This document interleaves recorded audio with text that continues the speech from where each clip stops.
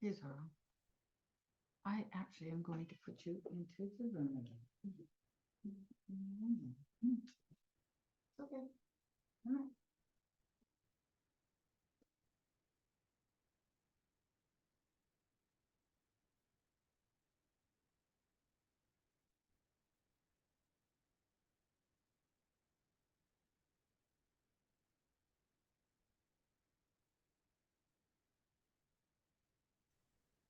Hey, Jimmy. Hey, can you hear me? Yes, I can hear you fine. Perfect. Yeah.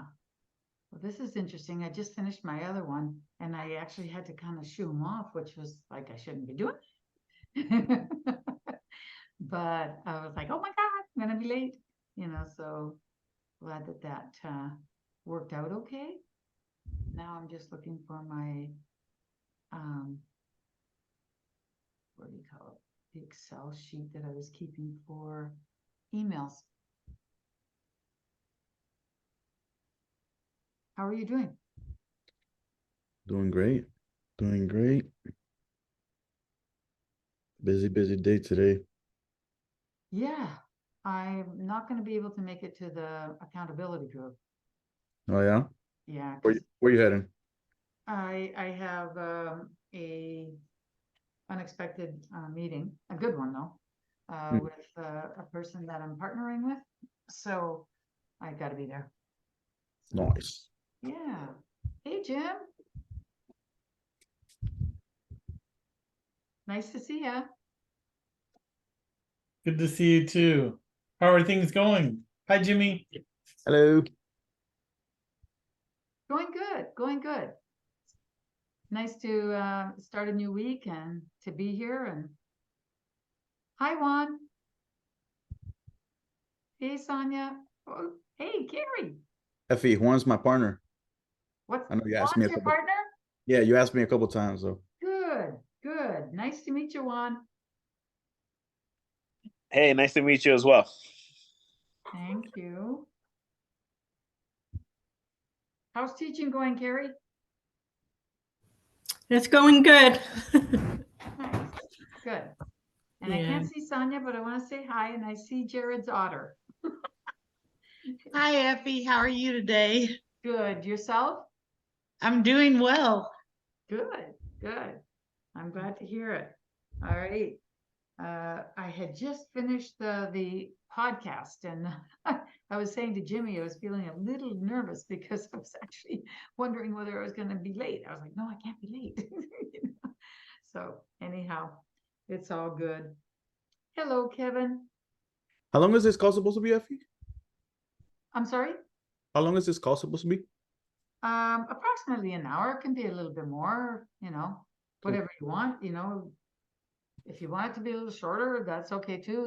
It's flexible, right? Hi, Perfect. Yada. Hello.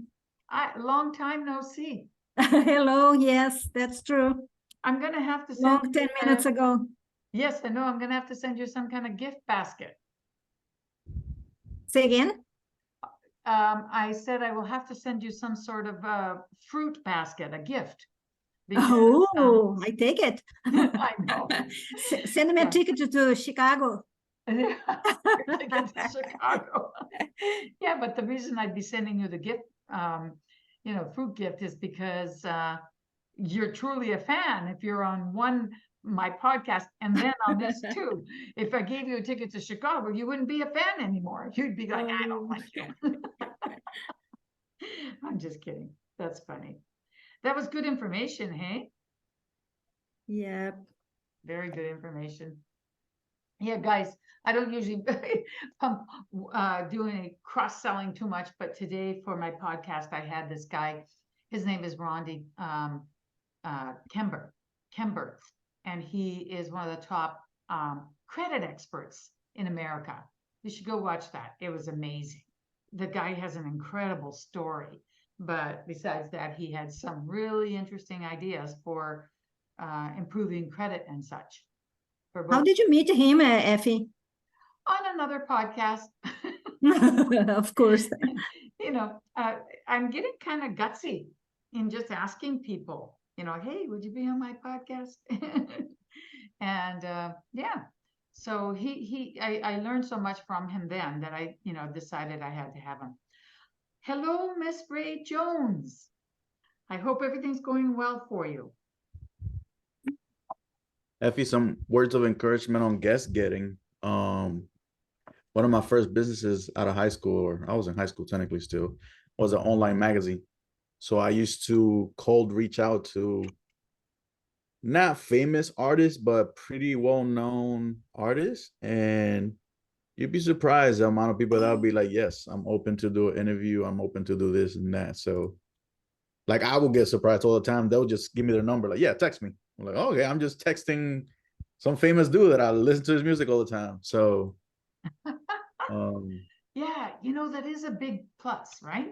I yeah. mean, that they actually could say yes. Well, so far, I only had one person say no.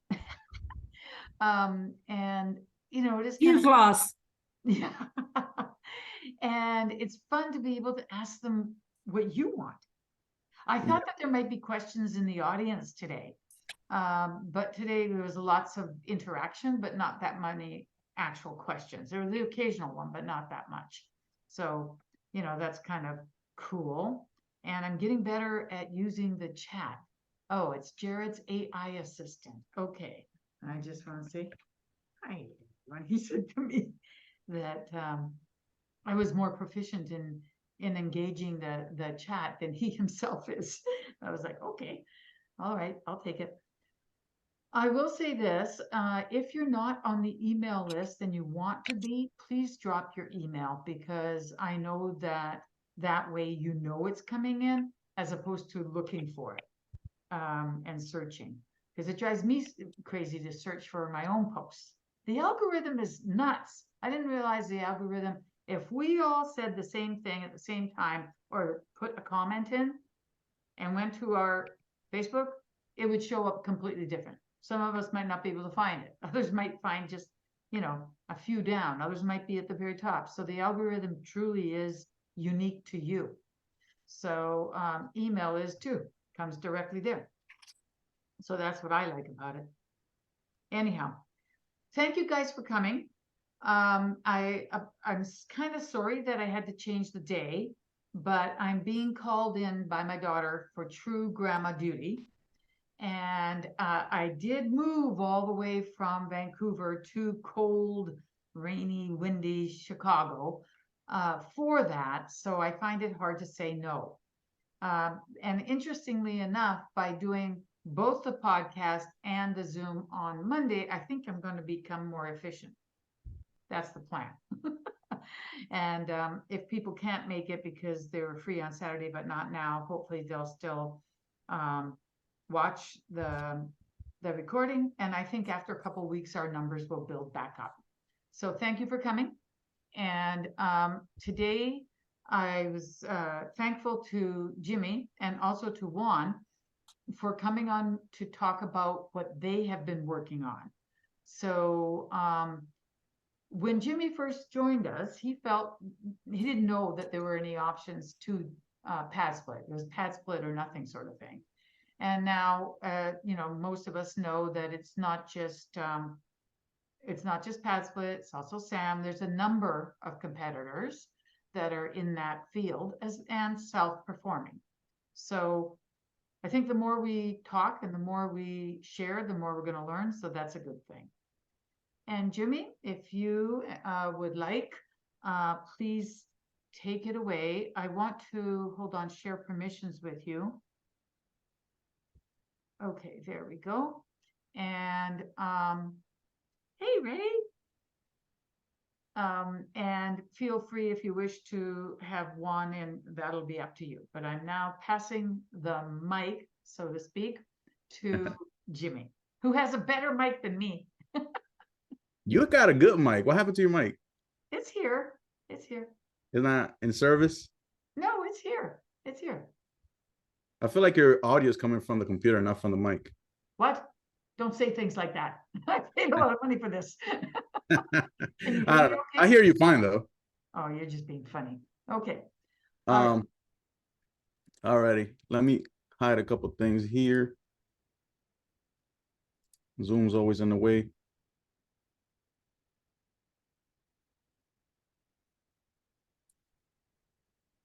And I will remind you guys, if you're in sub two, kindly do go to the group and talk about what you learned from Jimmy. Just tell them, don't bother watching that recording for Jimmy. It ain't no good. Or just say, Jimmy's got my vote. You should go and watch it. Yes. Awesome, guys. So my name is obviously Jimmy Fuentes. My background before I got into real estate was about 10 years of online marketing under an agency called Design with Pixels. I left the agency world, just kind of got tired of dealing with clients where you kind of didn't have the freedom or the leeway to obviously take responsibility for the business from A to Z. You will do your marketing, you would generate leads, and then the leads will fall on their plate.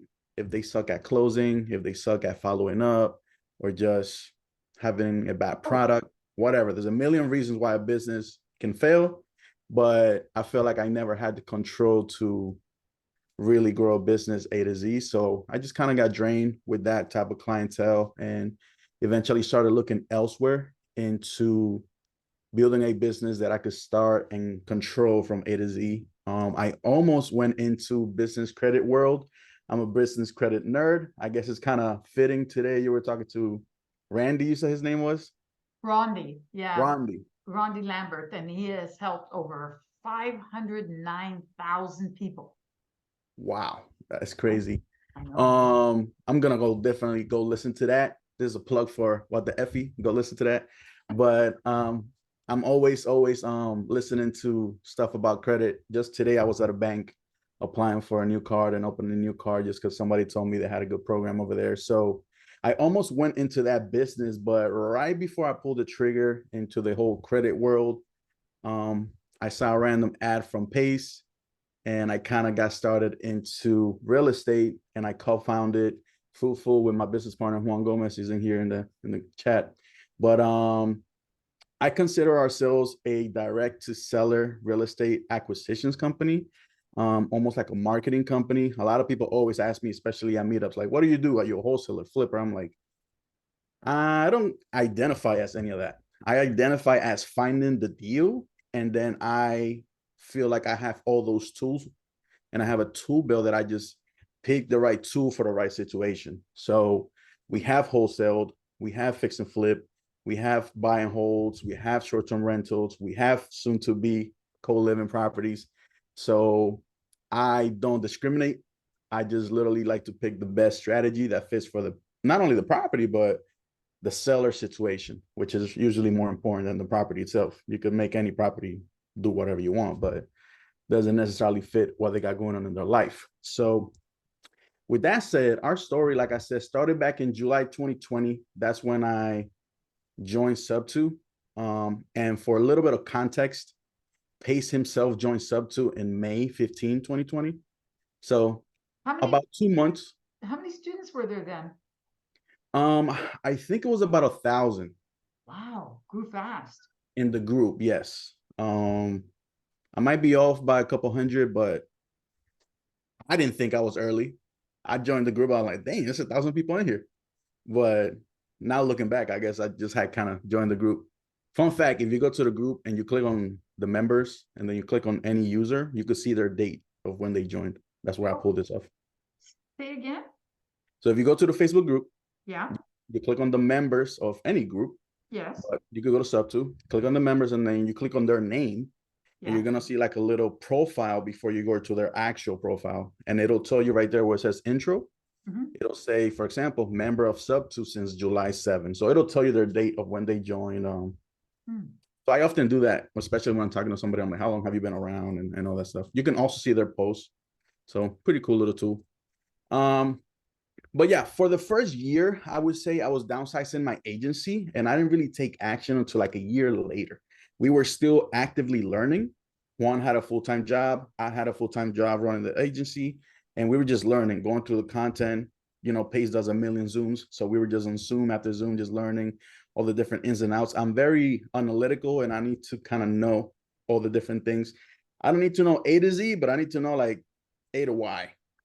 And then I'll figure out the last little bit on the fly, but I can't jump from A to B and then I'll figure out the rest. So I need to get a general idea. So for a year, we were just learning, and just downsizing the other businesses, kind of switching into the next one. But fast forward, if you go from a year from July 2020 to July 2021, for those next 6 months, we started doing a couple of deals. We started marketing. We started hiring VAs. And fun fact, when I switched from business to business, my goal from day one was to, one, build a business that kind of runs by itself. We're still chasing that goal. And two, build our portfolio, build our wealth. So from day one, we have been, how can we keep a deal? We just didn't necessarily know how. Eventually, we got smarter and figured out how to actually keep deals, this being the first of them. But it took us a couple months to figure out, how do you structure a deal? How do you keep it? But in December 2021, we got our first sub 2 deal. We actually got this deal from a text blast that we did to real estate agents with a list that Pace shared with the group. So when people tell me about how do you like Pace and how do you like the group, like my testimonial for it, I can always pinpoint black and white money and benefits that I've gotten from it beyond relationships with Effie, relationships and more like esoteric, kind of like, right? More feelings kind of thing, like, oh, it's a great community. No, I can actually pinpoint to deals that I've only dispo because of sub 2, or deals that I've gotten only because of sub 2. But this was our first deal, December 2021. At the time, we didn't know what to do. We were kind of planning on just renting the property, but we heard about this little thing called short-term rentals. And we say, why not? Let's try it out. So it took us a little bit of time to get going, but by March 2022, and mainly because we're waiting to fix some stuff for some contractors, and then we were just furnishing things little by little. So, but March 2022, we went live with our first Airbnb. And then we literally went live on March 11th at like 6 p.m. By March 11th, that same day at 8 p.m., we already have booked that week. It was a Friday. We already have booked that weekend, and we have made $1,300 in 2 hours of going live. And needless to say, I kind of caught the bug for it.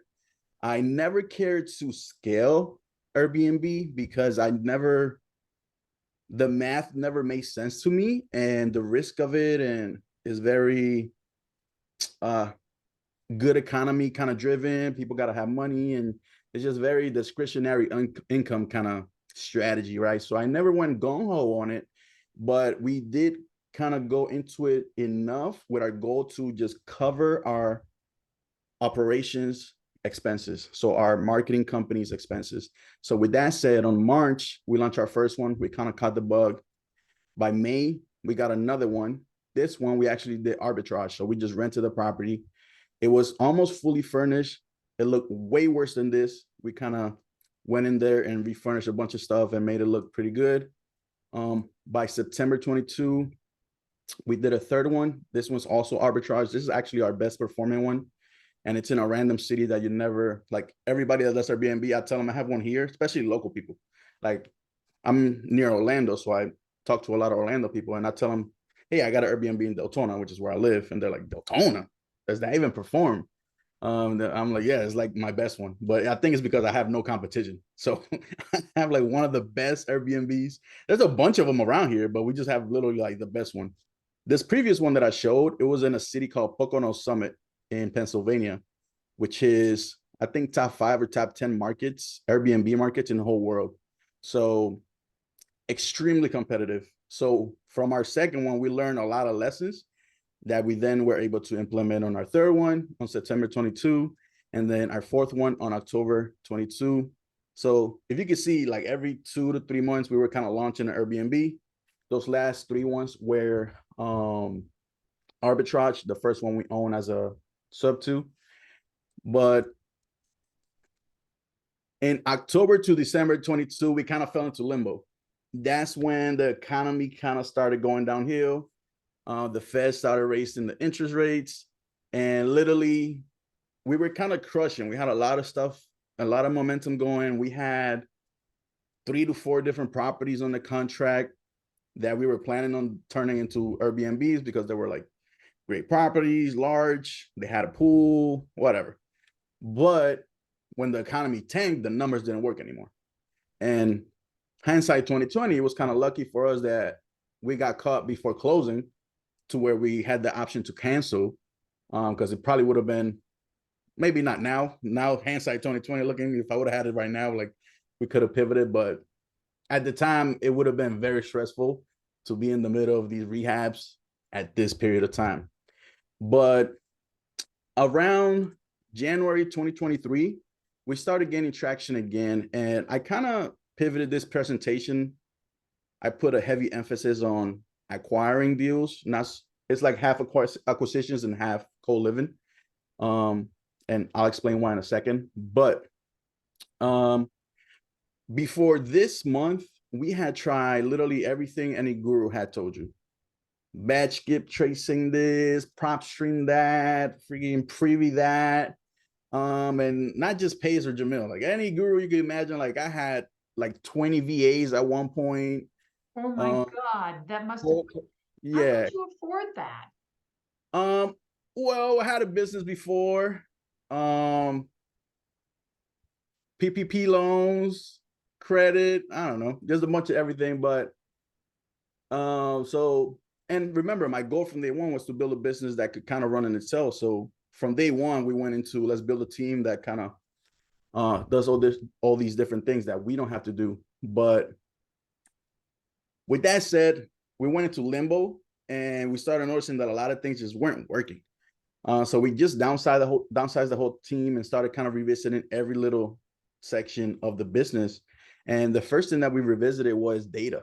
We were getting data from the prop streams. We never really use batch, but we use prop stream and we use a couple other different services. But long story short, we eventually pivoted into getting data directly from the county.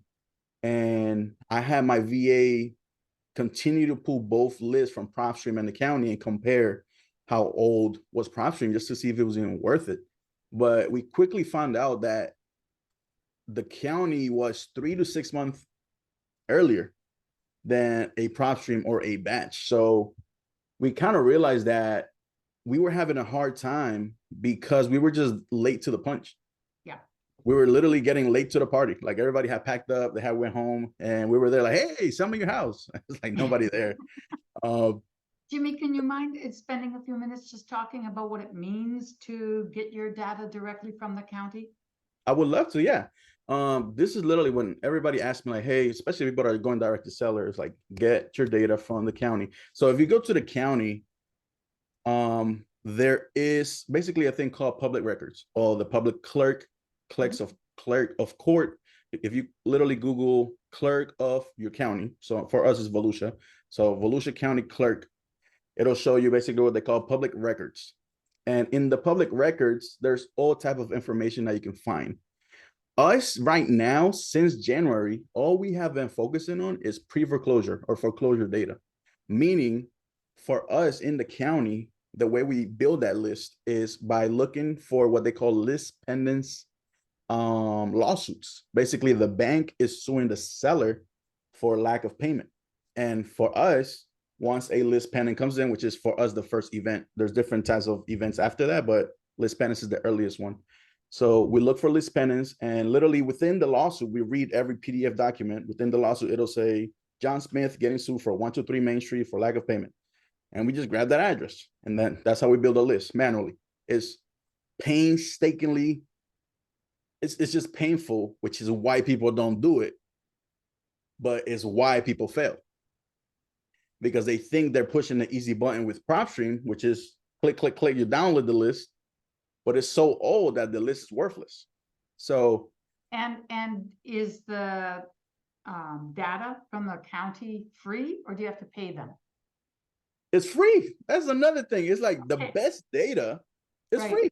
Exactly. So it It's might be crazy. laborious to collect it, Yeah. but like you said, you're 3 to 6 months ahead of PropStream and you're not paying for PropStream. Mm-hmm.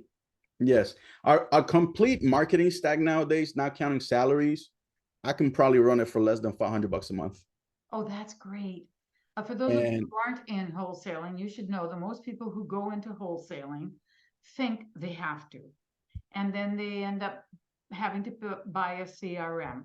They have yeah. to buy lists. They Hmm. have to pay for VAs. Then Mm. they also have to have somebody else with them. And don't forget they have to feed their own kids. And they Yeah. and they end up not making it. Yeah. So There's a lot I'm of I'm expenses totally and against wholesaling. When I yeah. meet somebody who is just starting and says wholesaling, I say, no, you Yeah. want to go to an already established team, someone where there's a good Yeah. leader or two, and let them pay for everything. And you Yeah. just go and learn. You don't, you get paid a smaller portion. And I think people are greedy because they're like, well, I don't want to leave some money on the table for Yeah. them. Why not? They're paying for everything. And Yeah. then you can say, I hate this, and walk away with your money in your pocket. Or when you walk away and you go do it yourself, you've seen what either works or doesn't work. 100%. 100%. Honestly, I think the blueprint that we kind of have nowadays is almost the perfect blueprint if you want to get started. Honestly, I think even at a high level, I know people that are making millions of dollars a year and all they run is this blueprint, just with maybe a little bit more staff or something like that. But this is the $100,000 spent 1 or 2 years later blueprint. Yeah.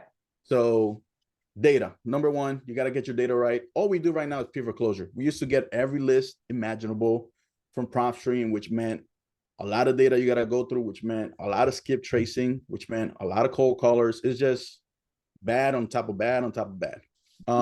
But you got your data. The second thing that we kind of not mastered, because I feel like we have so much room for growth in this area, but we are pretty good at it, is being first.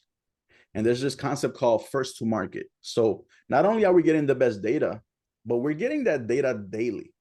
So remember I told you it's a pain in the butt to go get that data? Well, we feel that pain every day because every day my VA is going to the county and he's getting that data. He's skip tracing it. He's uploading it to the system and our team is calling it that same day.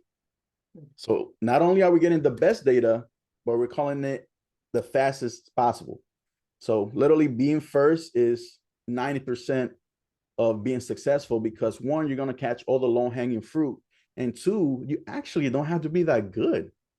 Because if you think about it, when you talk to PropStream data, you're the thousandth person that they've spoken to. You better be the most nastiest closer in life. When you're the first person there and you just catch the person that's like, yes, I'm ready. Oh my God, you got help? Awesome. It's just a lay down. You don't have to be that good. So it's the cheapest thing that you could do. It'll get you success the fastest and it needs the least skills possible. So that's why I say this blueprint that we kind of figured out, and obviously with skills that we earned doing it the wrong way. Yep. Now it made it even easier for us, but still. The third thing is cold calling. So we kind of just focus on one marketing channel. We're going to start expanding this, but we do cold calling, a little bit of texting just because we already had the system set up for the bulk marketing that we were doing, but it's not even necessary. The amount of records that we get from the county, just for reference, we get about 12 records a day. So it's actually not that many, but they add up quickly. So we call the first day that the data gets posted and 2 days thereafter. So 3 days basically. Now, one record, one property can have 3 to 5 phone numbers. So now you have 12 times 3, you got 36. And then 36 times 3 days in a row, meaning I'm going to call the people from today, the people from yesterday, and the people from the day before that. That's almost 100 dials or more, sometimes 150. So that's at that point, that's a full-time job. That's a full-time cold caller's job to do 150 dials to 200 manual dials. That's a full-time 9 to 5 job. So although it's not that many records, it's a full-time job. So it has been plenty for us. So we get the best Do you data. do that full time, or do you have somebody else who does it? I'm about to answer that in my next one. Oh, So my apologies. now you're good. So we get the best data. We call it first through cold calling. We do a little bit of texting.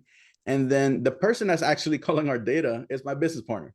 So I put a brain there because we don't have a random Filipino VA talking to these people. We have not only a master closer, because he's now become a master closer, but a master real estate investor that it's able to talk to their individual needs at a very deep level on the front end, which is usually rare, right? Usually you have somebody that doesn't really know Jack from jail and they're just talking about like, yes, the motivation, the 4 pillars. So Juan being there first and being so high level, he's able to take the conversation and pivot on the fly, like, oh, this is an obvious sub two. Let me just go down a creative path. Or this is an obvious where when you're dealing with VAs and a lot gets lost in translation. And a lot of leads get lost just because they never make it to the next person. So the last thing that I think kind of gave us and started giving us traction was being able to underwrite properties and basically structure deals. Not only structure different ways to enter the deal, but different ways to exit the deal, which is why I put a bunch of little different arrows going a bunch of different ways. But to kind of paint the picture of how our underwriting looks like, this is our underwriting sheet. So the first 3 columns is the property information. The first column is the actual property information. The second column is the comps. The third column is the rehab. And I could do quick rehabs. Literally takes me like 3 seconds. Every column thereafter is a different strategy. So you have a retail column that's just for me to talk to sellers like, hey, if you sell retail, you got to pay the agent, you got to pay this, you're going to actually make this. My next one is wholesale. The one after that is fix and flip. Then wholesale, novations, subtail, sub two, bro living. This is the first time you heard this. Bro living is a new one that I added in there, which Bro is living? it's burring into co-living, bro living. Oh, bro living. That's funny. I like that. And the one after that is called sub split. This is before I went into a co-living mode, but sub 2 pass split. So they all kind of have their own individual needs as far as underwriting, which is why we kind of just made a different calculator. 90% of or column for each of them. 90% of them is kind of similar, but that extra 10% are those little extra tweaks. And this is not even all of it. This is missing short-term rental. This is missing a bunch of other stuff under lease options, wraps. It just didn't even fit in the sheet. Do you really have it on one sheet like that, or do you have Oh, yeah. like different tabs? Oh yeah, no, I do. It's all in here. That's amazing. You'd have to check your sheet almost every other day, make sure it didn't get corrupted. And this is I got some hidden, so you can't see them all, but it's actually we make a new sheet for every property. So it doesn't really get corrupted like that. We keep the master one kind of clean, and it works great on mobile because if you notice, it's designed like in columns. So I can open it on my phone and I could just see the one column and then swipe to the next column. So it's almost like a mobile app if need be. But yeah, underwriting is super important. So after learning all those different things and kind of polishing our process, we finally started catching traction. In January, we locked up basically a land deal. Believe it or not, this land deal hasn't closed yet. It had to go through probate. So here we are in October, 10 months later, still waiting for probate to get done. So a lot of real estate sometimes says hurry up and wait. February, we locked up our second sub two. This is a manufactured home in Millbury, close to in between Tampa and Orlando. In March, we locked up our first flip. In April, we locked up our second flip. In May, we locked up our third flip, our sub two. In June, we locked up our third flip. In July, we locked up our fourth sub two. In August, we locked up another land deal. Usually land deals, we just wholesale. In September, we locked up a novation not long ago. We have it listed right now. It's not getting any traction. So this might actually turn into another sub two. So we'll see. And in October, we locked up our fifth sub two in Daytona Beach. So ever since we figured out our kind of process, we've been pretty much averaging a deal a month. Mind you, we're definitely getting extra contracts. We're definitely getting a bunch of leads. Not that many more leads. Our lead to close is pretty high because I don't know, it's pretty efficient. So, but we get more leads than obviously what I presented. These are actually like either already closed deals or 99% sure they're going to close. The ones that haven't closed yet. It's just a matter of we got to wait for probate for this one or whatever. So what lessons have we learned so far? One, you got to get the best data, and we figured out how to do that. Two, you got to get the best skip tracing. Skip tracing is as important as data. Some people get good data, but then use cheap skip tracing, which gives you bad numbers. So then you're spending all your time calling the wrong numbers. What So do you use for skip tracing? I use Skip Genie. And a little tip with them, if I heard that they kind of switched this, so I don't know if it's still a thing, but they charge, it's like 58 a month, $58 monthly. And they give you, I think it's 100 credits. So if you do the math, it's 58 cents per skip trace. Now, remember, we only get 12 records a day. Mhm. So the price is almost irrelevant.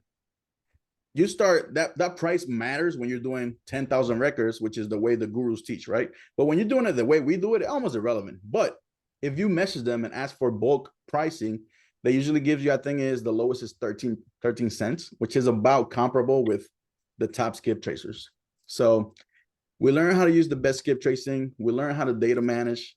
We learn how to integrate systems for cold callers, VAs, hiring funnels, all kinds of different systems.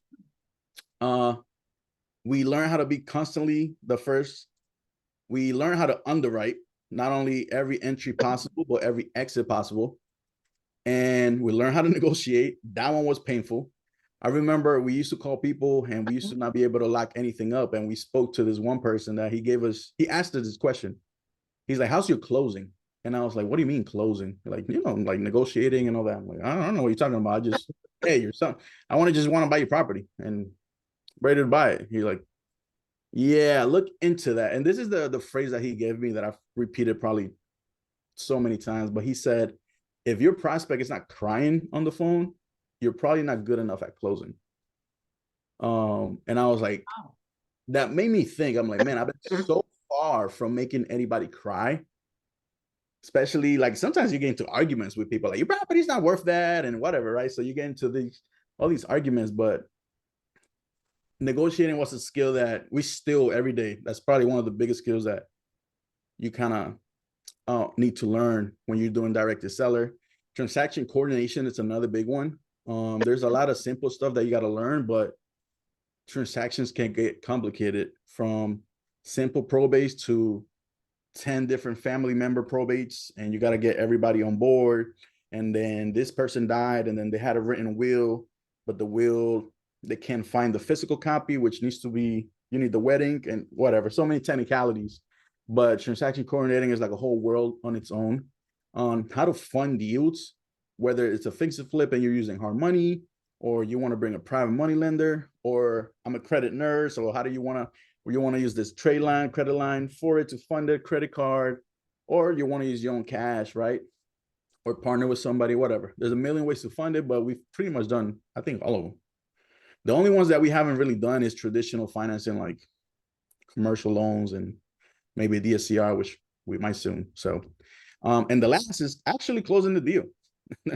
People think that locking up a contract is like, oh, I locked the contract, here's the deal. Like, dude, that's like you're on step C out of Z.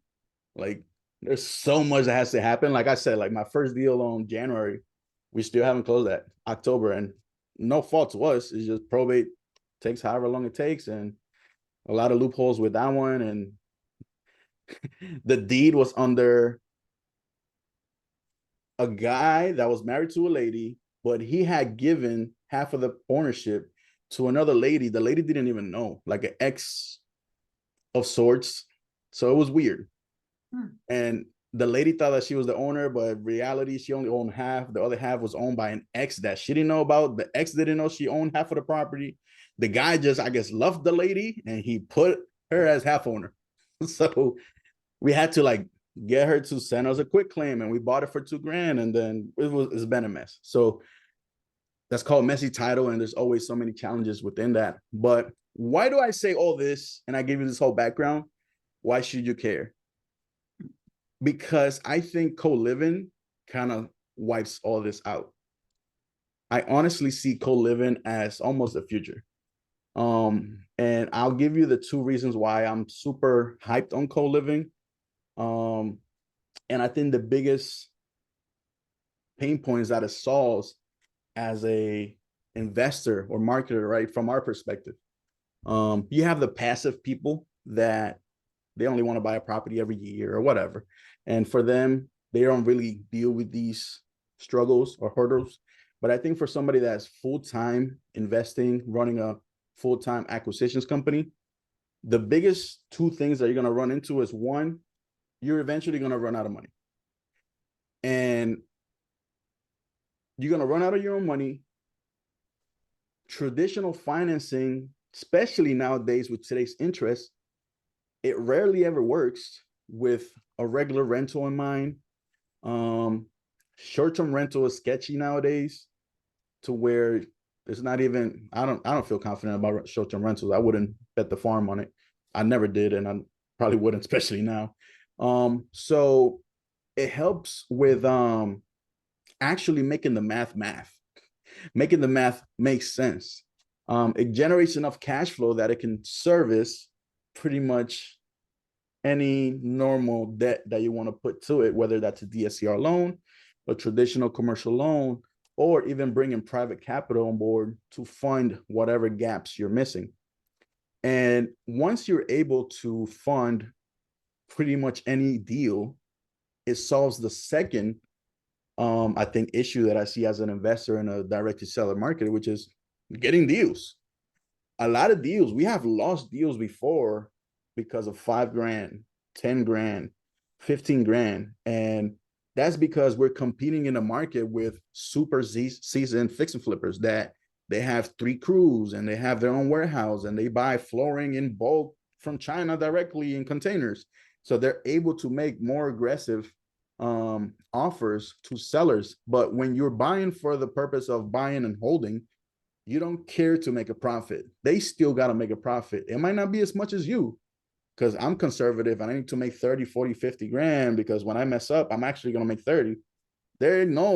I'm cool with making 20, and my projection is actually going to make me 20 because I have everything so dialed in so they can make a better offer. But when your calculator says, I need to make 0, how do they compete with that?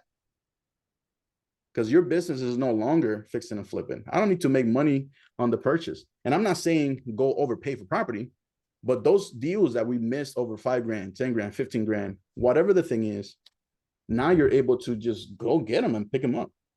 And Effie knows this. I went through Sam Wager's free challenge, and he talks about a lot of them don't even know this side of the investing world, right? They're just, I know co-living, I go to the MLS or Zillow and I go buy a property. And that only works because of co-living. If you were trying to buy a rental property for regular rental, the numbers will not work, especially with no DSCR loan, especially with no whatever conventional loan, 20% down. Even with private money, it probably still wouldn't work.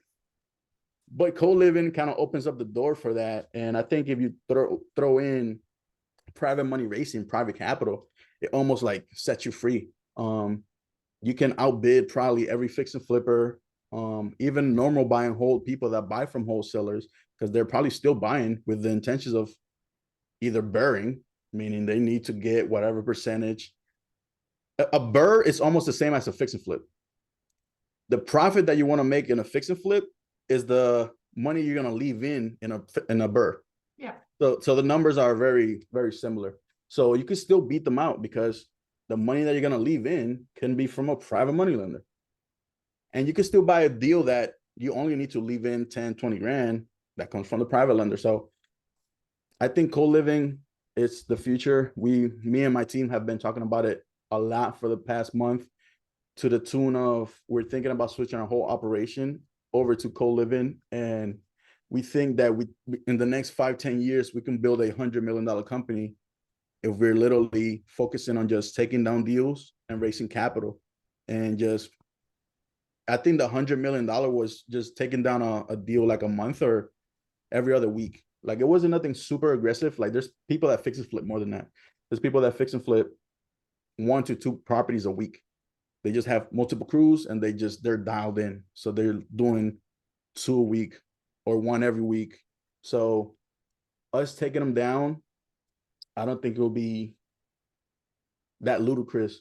And then the $100 million company, just based on the real estate worth alone, will be very easy. Like I don't need to do anything special other than I own 100, I own 200, I own 500 properties. I'm worth $100 million. Mhm. I don't need to invent the next Tesla. I don't need to invent the next Facebook.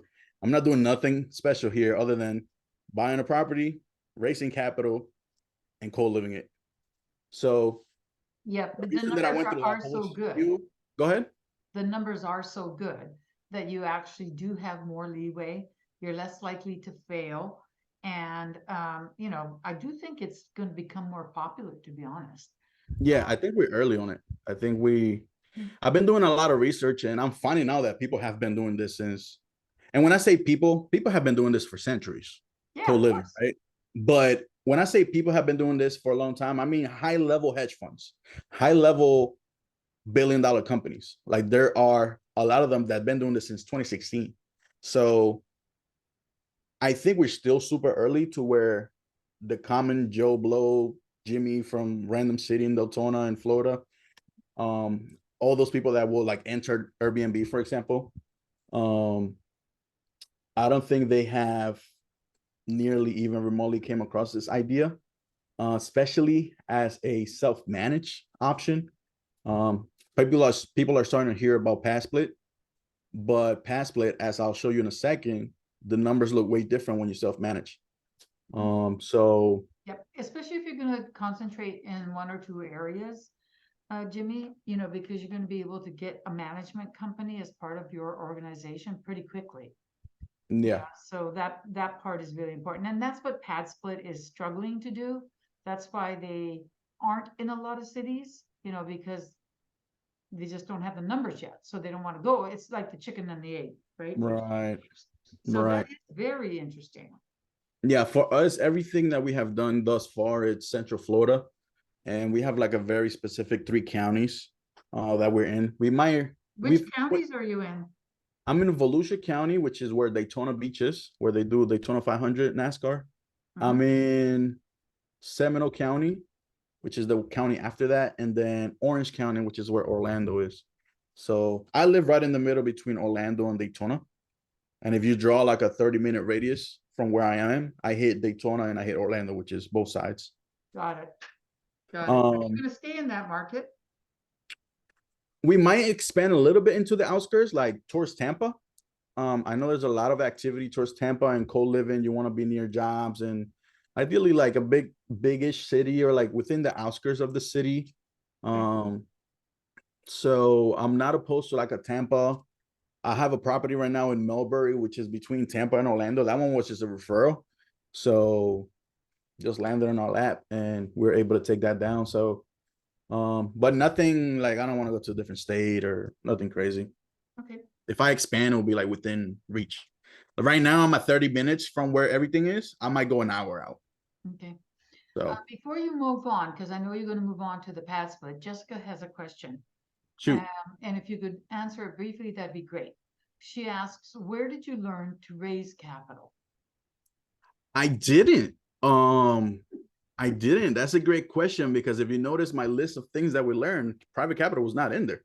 I mean, I did learn how to fund deals, but nah, I'm not no big money racer. When it comes to capital. So all the capital that we have raised so far, it has been from friends and family, people that they just know us, relationships that we already had. I am pretty active on social media. I met Effie through a social media sub to call that we do every Monday. So I've been building a brand there slowly, and people are my immediate network kind of know what I do.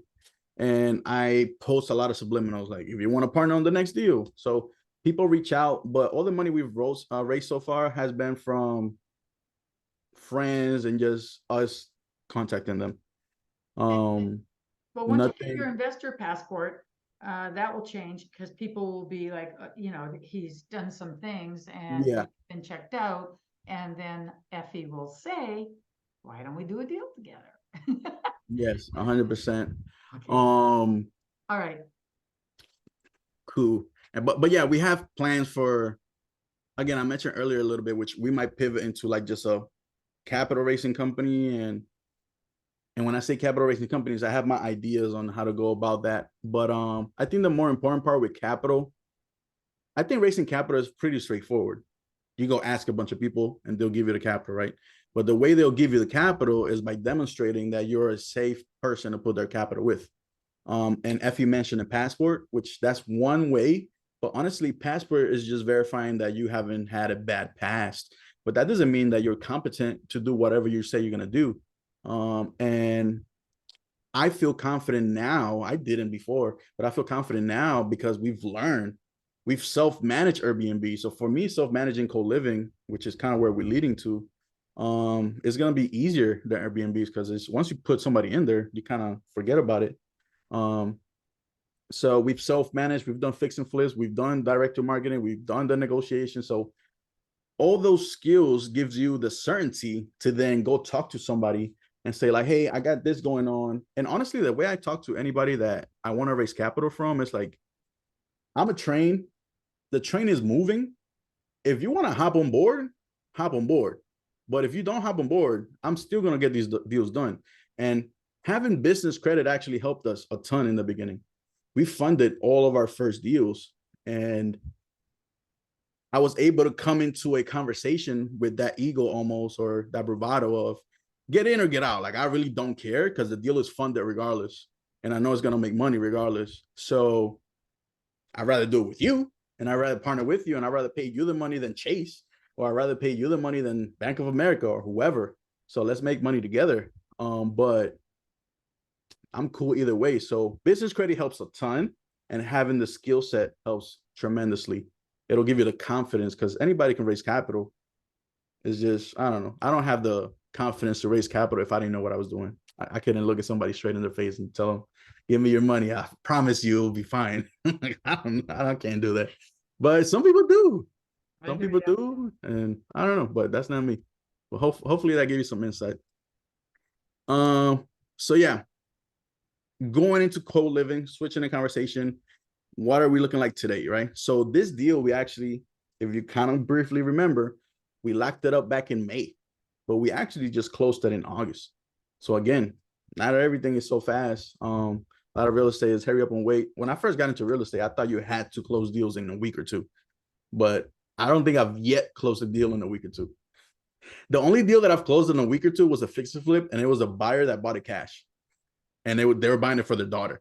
So it was like, it wasn't me buying a deal. It was like somebody buying it from me, and it was already fix and flip rehab. There was nothing wrong with it. So in any event, we just closed this one on August. And here are the property details. So it was a pre-foreclosure lead. Again, that's all we do. We have been doing since January.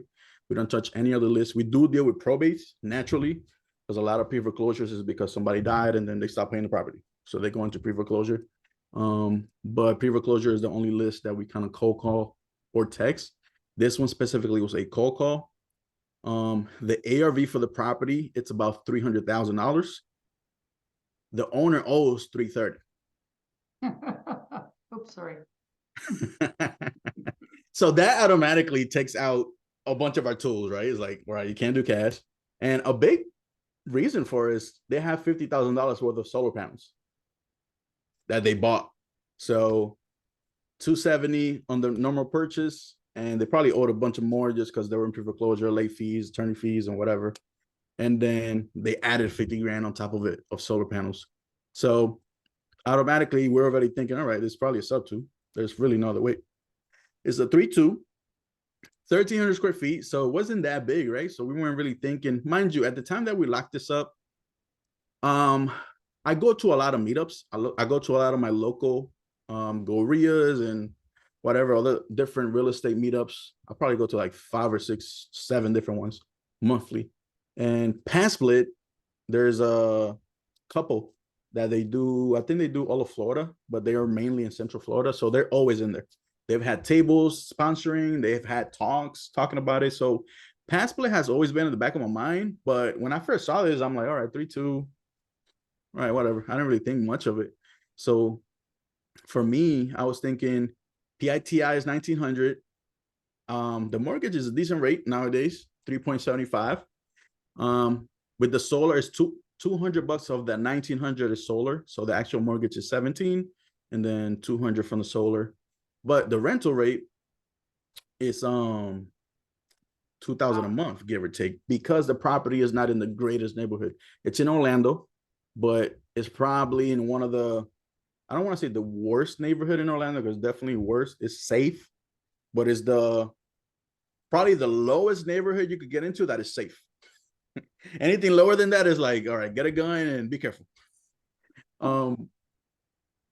But that's the rental rate. So we automatically kind of assume, all right, this is going to be a sub-2, and we're probably going to wrap it to a homestead kind of buyer. There's a bunch of Hispanic community that do construction work or whatever. So 25, 50K down, and we could probably structure the second note as a $2,500 a month, and we cash flow $500. That was kind of like our original plan for this. Now, this is the location. If you see the little red pin to the left, that is where the house is. And then you got Orlando, that's downtown Orlando, where you see the actual word Orlando. But if you see West Colonial, that's like one of the main roads of Orlando, the heart of Orlando, if you will. So it's very close to literally whatever you need as far as work and all that. And since it's a lower community, if you will, lower income community, a lot of the type of people that would probably go into a co-living space, depending how you set it up, but the one that we're setting up, is gonna be those kind of people, right? That they're just, you're not talking about the millionaire. There's different ones that Effie wants to set up. That's probably for those millionaire retired people. But the one that we're setting up is more like a clean, nice place, affordable. And this is probably the perfect area for it. It's close to downtown. It's close to the neighborhood where all those people live and all that good stuff. But this is where the importance of underwriting comes. These are mail letters that I picked up from the house the first day that I went to go walk it, of people looking to buy the house from them. I'm sorry, can you repeat that? Explain? Oh, those were letters that had offers to buy the house from them? Yeah, just direct mail of like, we buy houses, we'll help you, blah, blah, blah, blah. We'll help you with your pre-foreclosure. But nobody could get the right number. Because when you're underwater 30 grand, how do you help somebody? And, you know, a lot of people, I think they feel like sub-2, it's out and it's too late. Everybody knows sub-2, but reality, not a lot of people know sub-2. And they don't even know how, if the people that do know about it, they don't know how to pitch it, not at a high level. So I think it's still a blue ocean when it comes to sub-2, and helping a lot of families. But every time I go to the property since then, I get a stack like that. Wow.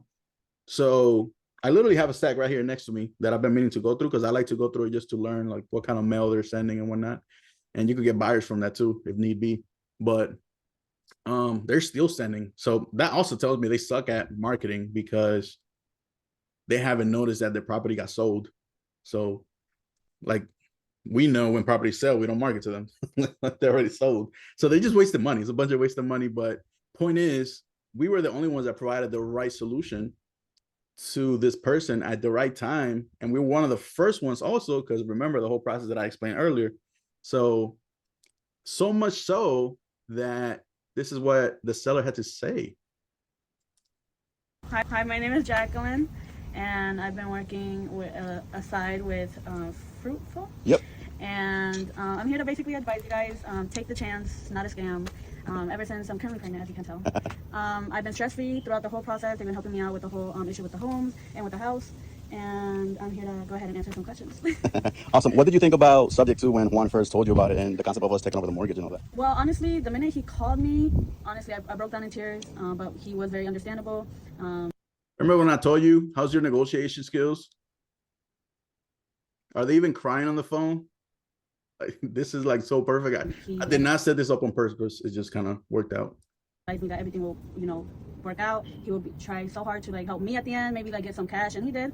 And we're in the process. We put cash in their pocket on a property that's 30 grand on the water.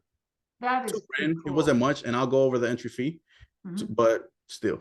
Yeah, when they know that they owe much more. Awesome. What would you say to Yeah. somebody else about just us in general, helping them, and should they trust it? Has it been helpful, easygoing? Honestly, yeah, I trust it. honestly, I even told them, hey, I don't even have to be here. I trust you guys to go into the house without me. But you know, take a chance. If you really are stressed out, I'm pretty sure they will help you out in any situation. Let me ask you this: what made you go subject to instead of let's say bankruptcy or something like that? Credit. That's the main reason why. Bankruptcy, you know, gonna hit. He just advised me. I did not know this, but like he advised me, bankruptcy will hit your credit. It'll take almost years for it to come out. 7. Yeah, 7 years. And with subject to process, don't worry about it. And my credit will still go up from how it went down super Yeah. fast. So yeah, that's basically it. I love it. Awesome. I wouldn't do anything without it. There you have it. Fruitful here, Jimmy and Juan. And Jacqueline. Thank you. All right. So when you're able to underwrite deals, you know different ways to get into deals, which is the reason I even joined Sub2 in the first place, right? Pays pitch on being able to buy deals differently than most people. And here we are still using it nowadays. So great skill set, great community that you're in. But yeah, that same day I did my first walkthrough, and this is kind of what I saw. That's the dining room, kitchen, the garage. And so far, so I've seen this online, but I didn't see this online. This was not online. Random room and then a random Oh, interesting. thing in the back that was already converted. So I was like, huh, interesting. Here's the living room. Here's a tiny little room. I put that mattress down. It's like a size full, and it kind of touched like wall to wall. That's how small that room was. Here's the master bath. And that's pretty much that. So this is what I saw online before I even walked the property. Which, by the way, they bought this property a year or two before they sold it to us. So it had gotten remodeled. So it was obviously dirty in my video, but It wasn't in horrible condition. You know, no, there's it some wasn't areas- at all. Yeah. Yeah, it looks like it wouldn't need the, complete regut. Yeah. All the big ticket items, big, like brand new kitchen, brand new appliances, flooring throughout the house,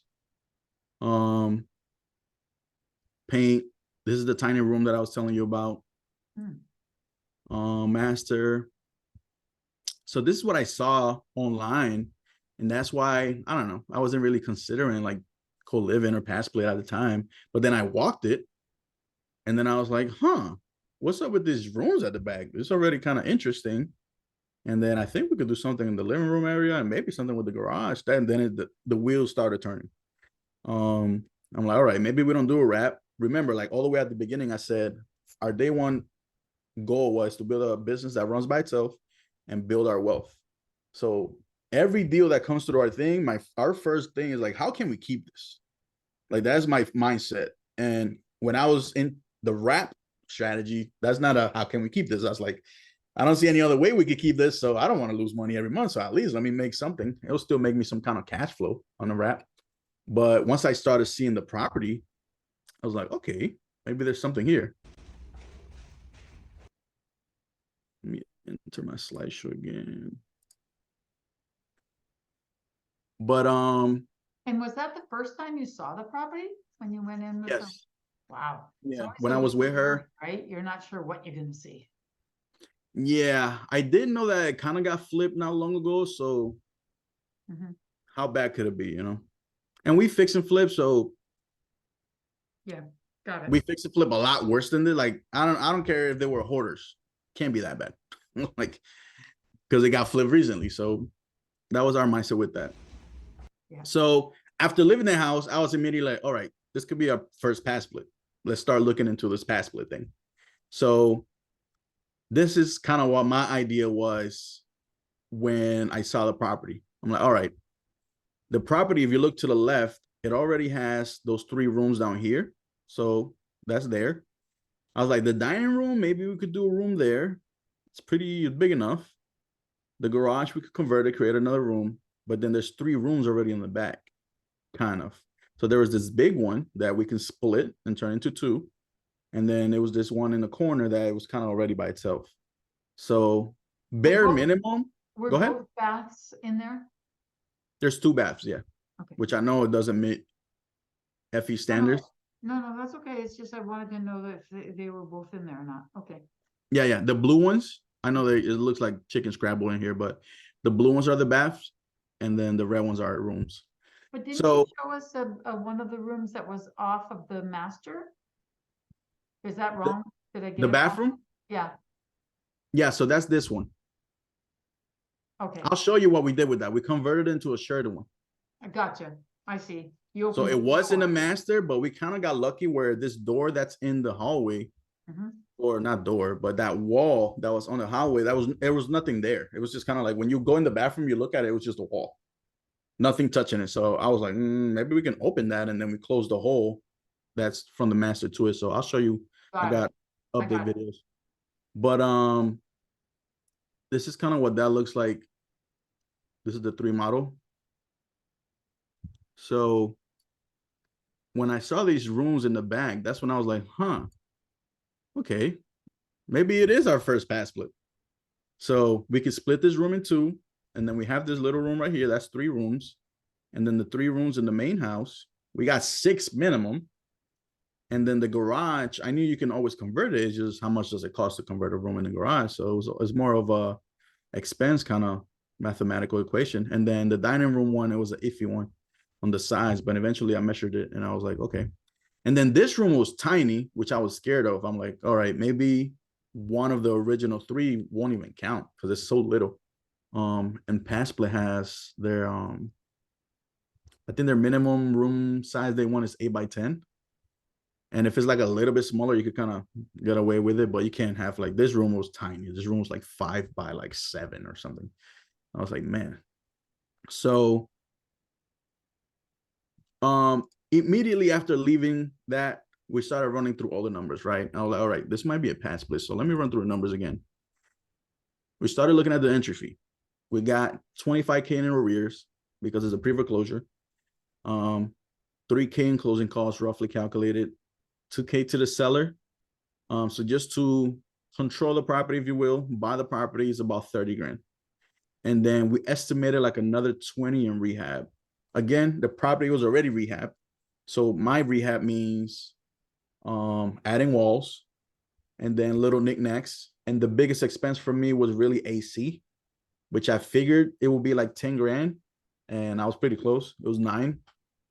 And then the rest of throwing up walls and whatnot, I guesstimated 10 grand. Again, this is news to me, throwing walls and throwing rooms. So I don't really have experience, but I kind of have some kind of experience, and I consulted my contractor, obviously. And he told me like for one room, it'll probably cost about $1,000 in like drywall, sheetrock, and whatnot. I was like, all right, cool. So I could kind of do some rough maths, how many rooms I want to add, and then AC, and then let me throw an extra 5 grand in there just in case. So entry fee was 50 grand, give or take. Whether did not show? My screen is like lagging. There we go. So how did we fund it? We got 50K from a private money lender. So we got 50 grand at 12% interest only payments. And they wanted to get paid quarterly.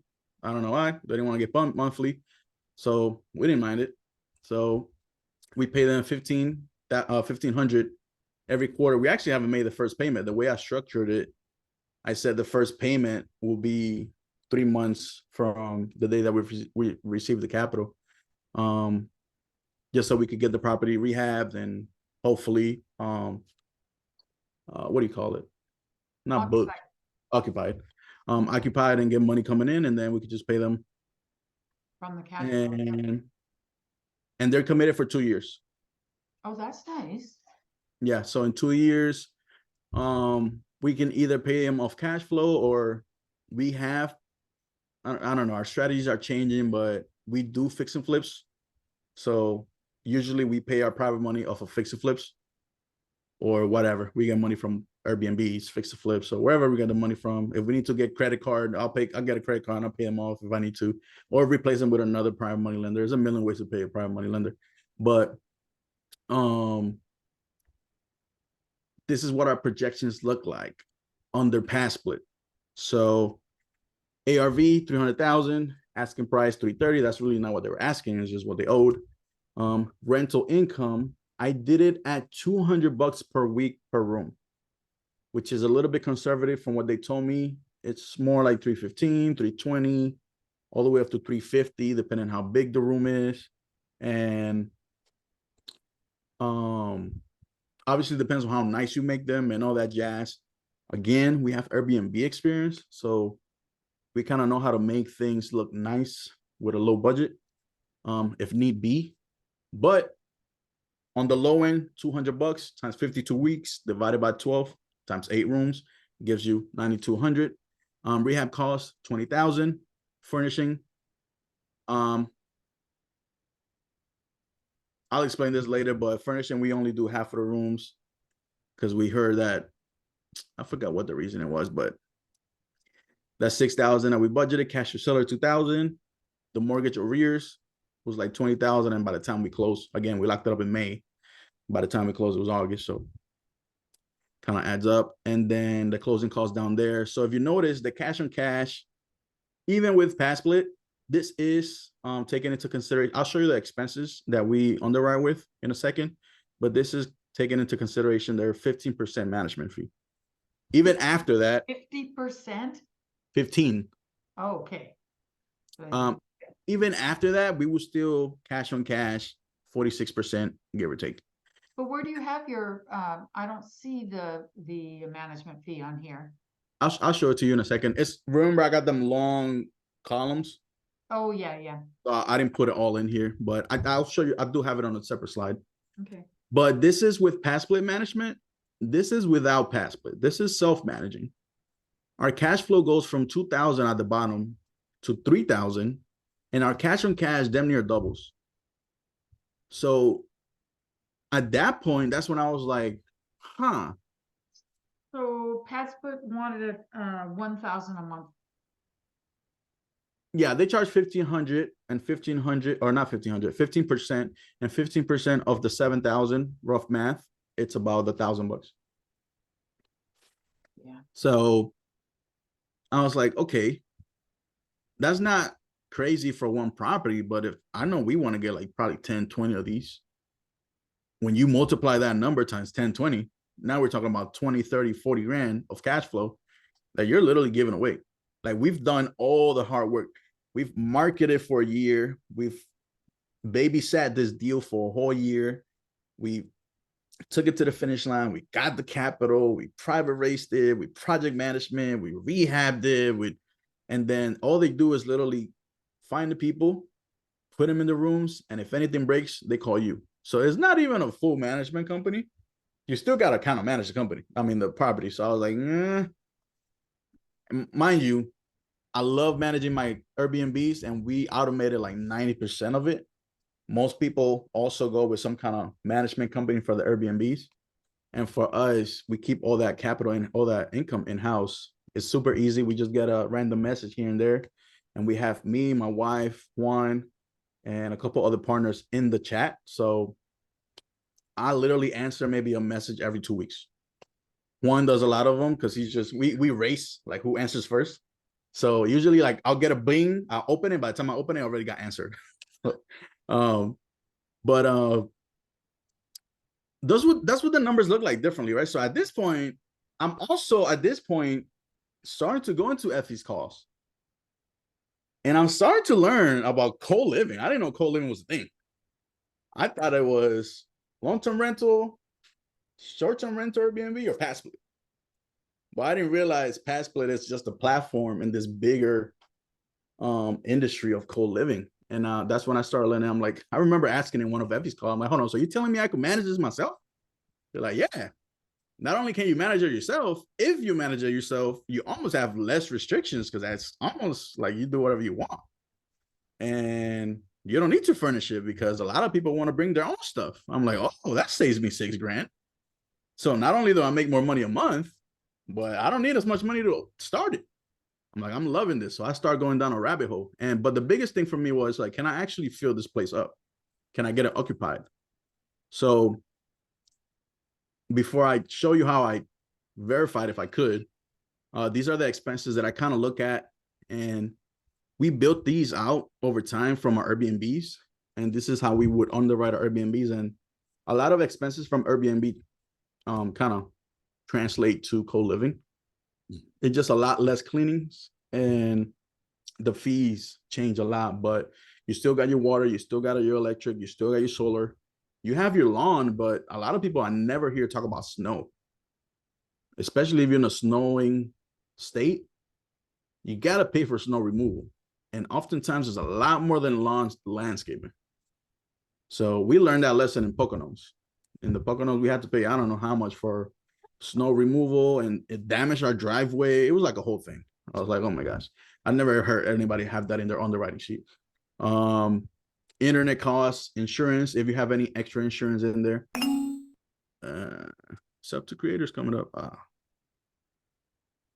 But trash in Poconos, we learn about trash, right? And co-living is a little different. You could kind of assign somebody to maybe take out the trash, but in Airbnb, who takes out the trash?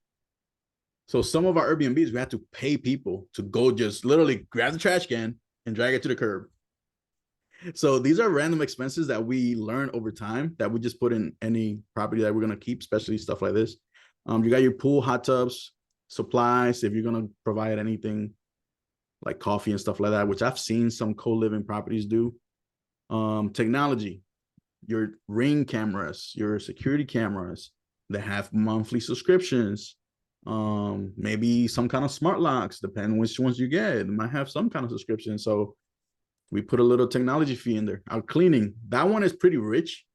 I think our cleaning is going to be a lot less, but we pay $150. That's 2 cleanings, 300 total, so 150 each. But we pay 150 for the whole house, which includes linens and whatnot.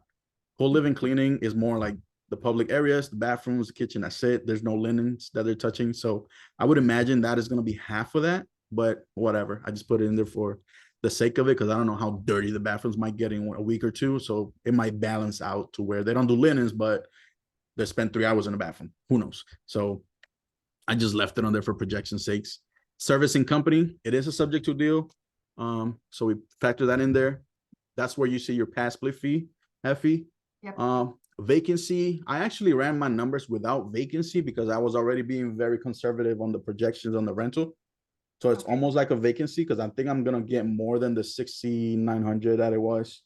Gotcha. If I'm actually fully vacant or fully occupied. But 8% is what I've heard. I think Sam say that they use, and I've read numbers at like 10% just to be safe. War chest, we learned that from Pace, and I'm sure a lot of real estate people, but that's just in case something breaks or something like that. And then your property manager, my calculator, I could put it in there. I just don't plan on having one. So Yep. mine's is at 0. So Jimmy, Mhm. there's a question from, and forgive me if I mispronounce your name, Ning Upsum? Ning Upsum? Am I anywhere near right? Anyhow, the question he asks, he or she, they ask is, why is your electric so low? And do you allow free washer and dryer? Free washer and dryer, and our electric, Is low because of the solar? the solar will bring it down. Mhm. But I mean, I don't know what state you live in, but I'll put it this way. I live in a 2,500 square feet house. I keep my AC at like 69 to 70 during the day. I don't care what heat you're getting. And I pay like $400 maybe. And that's like, we're always in the house. We're like AC blasting. I don't do anything that saves power. Let's put it that way. And I don't know, maybe Florida power is not that expensive. To me, it's expensive. I've gone as high as $500 in the middle of the summer, but Yeah. I don't know. Maybe in other states will be a lot more, but that's for us. Yeah. I guess you And yeah, find the out. solar will save a good chunk. Yeah, because you're paying for that too. Yeah. So if you want to count it together, the 3 and the 2, you're looking at like $500 solar or light bill, which might still be cheap for you. I don't know. I know upstate it gets a little bit crazier. How much is yours? Well, do you have a full house, Effie, or you're like an apartment or? I have a whole full house. I have a 3-bedroom, 2-bath, and this office with living room and dining room. And what's But I your don't know what I electric pay. bill up there? I don't know what I pay. It's just automated. It's just Yeah, yeah. I yeah. Okay. It's funny, you know, when I moved here and I didn't want to move here, I said to myself, there's some things that you just have to not care because I have the money, so I'm not gonna begrudge my kids for any more than I have to for being here. So I Yeah. don't pay much attention to those bills Yeah, for sure. anymore. I used Um, to a lot. Yep. but yeah, What if so it was a rental? yeah, definitely. I just know from ours because I have Airbnbs. 3 out of my 4 are in my area, so I know what I pay for them. Yeah.